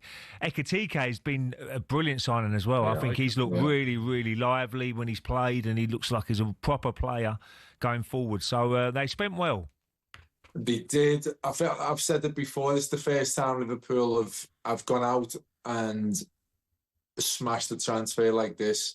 Even though that we have recouped quite a lot of money, we've started buying players at their peak, going into their peak. Yeah. And paying like over the odds, which Liverpool's never done that.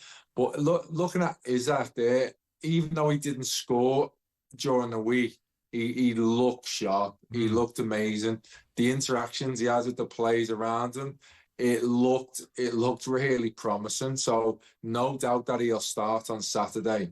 And yeah, I'm really excited to see that. It's interesting. Phil Foden back for City.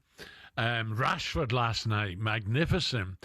And I wonder if Jack Grealish can prove a point again, because Jack's enjoying his football with a big smile, and he'll relish this derby.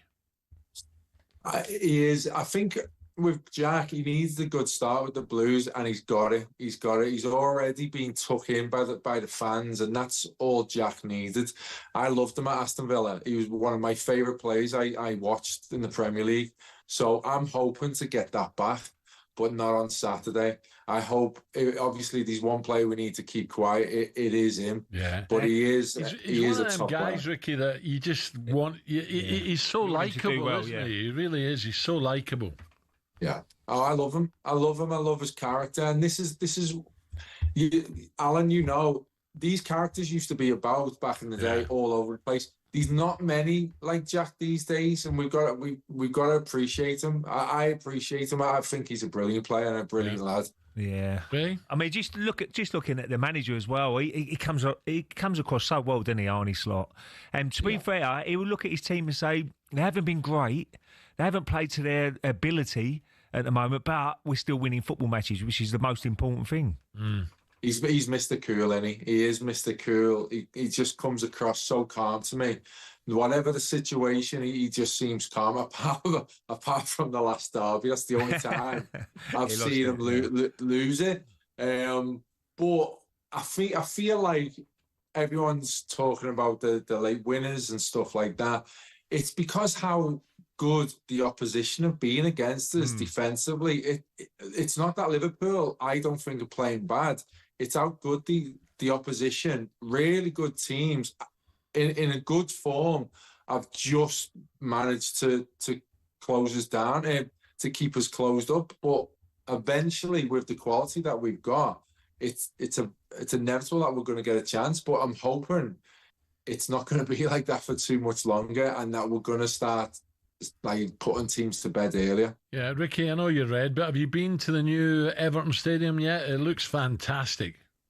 No, I've got close friends though who go, and they say it's amazing. Yeah. All the atmosphere is incredible. But as a red, honestly, I'm made up that the Blues have got that stadium. I think for the city, it's amazing. So it's good. No, it's good for the city. Yeah, enjoy the weekend, Ricky. Great to talk again. Thank you. Nice one, fellas. Ricky Lambert there. So that'll be another cracker, won't it? Everton, Liverpool. That'd be amazing. But yeah, it's going to be. I think David Moyes, you all know, he get his team set up, tough to beat, and it's always harder to retain your title, isn't it? Yeah. And obviously Liverpool won it last year, and everybody wants to beat you and make it difficult for you because they know how good Liverpool are. But they seem to somehow find a result and get a result. So that is brilliant. If you're a supporter of Liverpool, saying, "Well, we ain't playing great, but we've won every game so far," which is a massive bonus. Talking about great results, City a big result last night. Haaland again, and he's come all the way back just to be part of Curse of the Commentator. Little Sam coming next.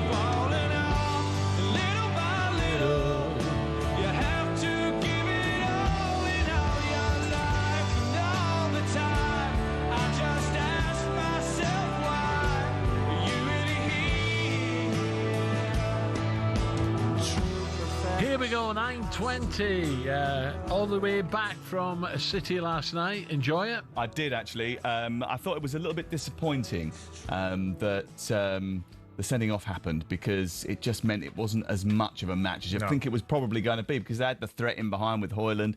De Bruyne had already played a couple of decent balls.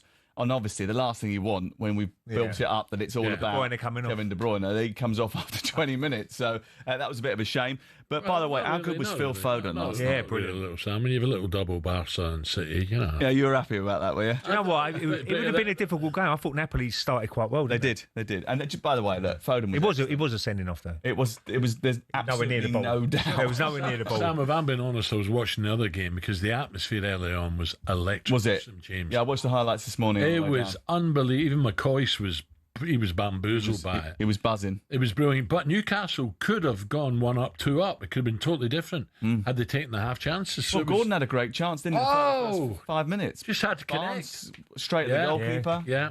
2 good opportunities. And just your game was, so you think it spoilt it? Spoilt it a little bit, but I thought Foden was excellent. Haaland, another goal. What a goal. Fastest ever player to 50 Champions League goal. And he's done it in 49 He's games. important as well, Rodri, isn't he? Rodri, excellent. And do you know what was really important? This is good, took him off, going to the weekend. Yeah, exactly. Him being able to come off. And Doku. What a game. Arsenal, Man City. Ray, you got to go. I know, yeah. I'll put him. Diamond Club. Manchester City struggled a little bit after European games last season. They've got to make sure they win this game. Well, really. Arsenal have had a couple of more days rest, haven't they? They have 2 days rest. Okay, after a busy week of Champions League and League Cup action, the Premier League is back, and that can only mean one thing: the return of game day, Ed. This is Derby Day football, just the way we like it. There are big games, and this one is massive. Deafening noise at Anfield. Brentford absolutely hate Fulham, which is why there is a localised fight for supremacy. Comes back to Salah, he puts it into an empty net, and Liverpool lead. It's only a nice experience if the result goes your way. So that is what we are focusing on most. It's whacked into the net by Tarkowski. The final act of the Merseyside derby at Goodison Park. It's a great derby. It's been a brilliant game over the years, and there's many people enjoy these games. Flicked on by Wilson. Oh, brilliant! Oh, yes! What a fantastic finish! To be a big one is special derby, and it's a special moment. Local derby means a lot to us, means a lot to the fans. Shada finds the corner! What a moment for Brentford! And there is no better place to be than talkSPORT. The games we're previewing this morning are tomorrow, 12:30, brilliant. Liverpool-Everton, a talkSPORT exclusive. 8 o'clock tomorrow night, Fulham against Brentford, again talkSPORT exclusive. And 4:30 Sunday, Arsenal against City. What a game. To preview these games, or those games, we're pitting Party Pal against talkSPORT's chief football commentator, Sam Matterface. As we play our weekly Predictor game, it's Curse of the Commentator. I put a spell on you. 'Cause you're mine. 'Cause you're mine. Just flown in from Nashville, Tennessee. When are you going to wear your cowboy boots? Do you know what? I'll tell you what. What am I doing next week? Do you know? I think I'm doing down and back next week. I'll bring them in next week. There you go. Yeah. I'll come in next week. Cowboy boots. Do you want me to bring the hat as well? Hat, yes. Do you want me to bring the hat? Yeah. I'll bring the hat. The horse as well. Yeah, I'll come in in full cowboy gear tomorrow. It's a very good morning, little Sam. People keep saying to me, he's not that little. That's good. I'm pleased that's doing the rounds. He's not that little, little by little. Right, so a quick reminder of the rules, guys. Ray and Sam both have 20 seconds to discuss each of the games that are across the talkSPORT network. All they need to do is give us the result and score of each match, 1 goal scorer for each game, and finally why they predict that outcome. Each correct guess they will get. Here we go. I should know by now, shouldn't I? They will get 1 point for the correct result, 3 points for the correct score, and a 1 point bonus for naming a goal scorer. Now, Ray, this is little Sam. Ray has established a 13-9 lead. That's nothing. Already. That's nothing. That's one result. It's nothing. From the first 4 games. Right, so you got to do something today, little Sam. First up, the Merseyside Derby at Anfield is live and exclusive on talkSPORT tomorrow morning. Ray, tomorrow lunchtime, excuse me. Ray, your first prediction. Oh, is it me? Yeah, okay, yeah. Oh, cool. Okay. Well, you're not ready? Well, this is going to be a massive game. Obviously, Everton started the season very well themselves. But Liverpool have not played great, but they've won 4 games in a row. I think it'll be a tight game, but I do see Liverpool being on top. I'm going to go. What have I done in my predictions? 2-0 Liverpool. 2-0 and goal scorer. And goal scorer. It's a tight. Isak. Oh, no, I'll go Salah. I knew that. I read you like a book.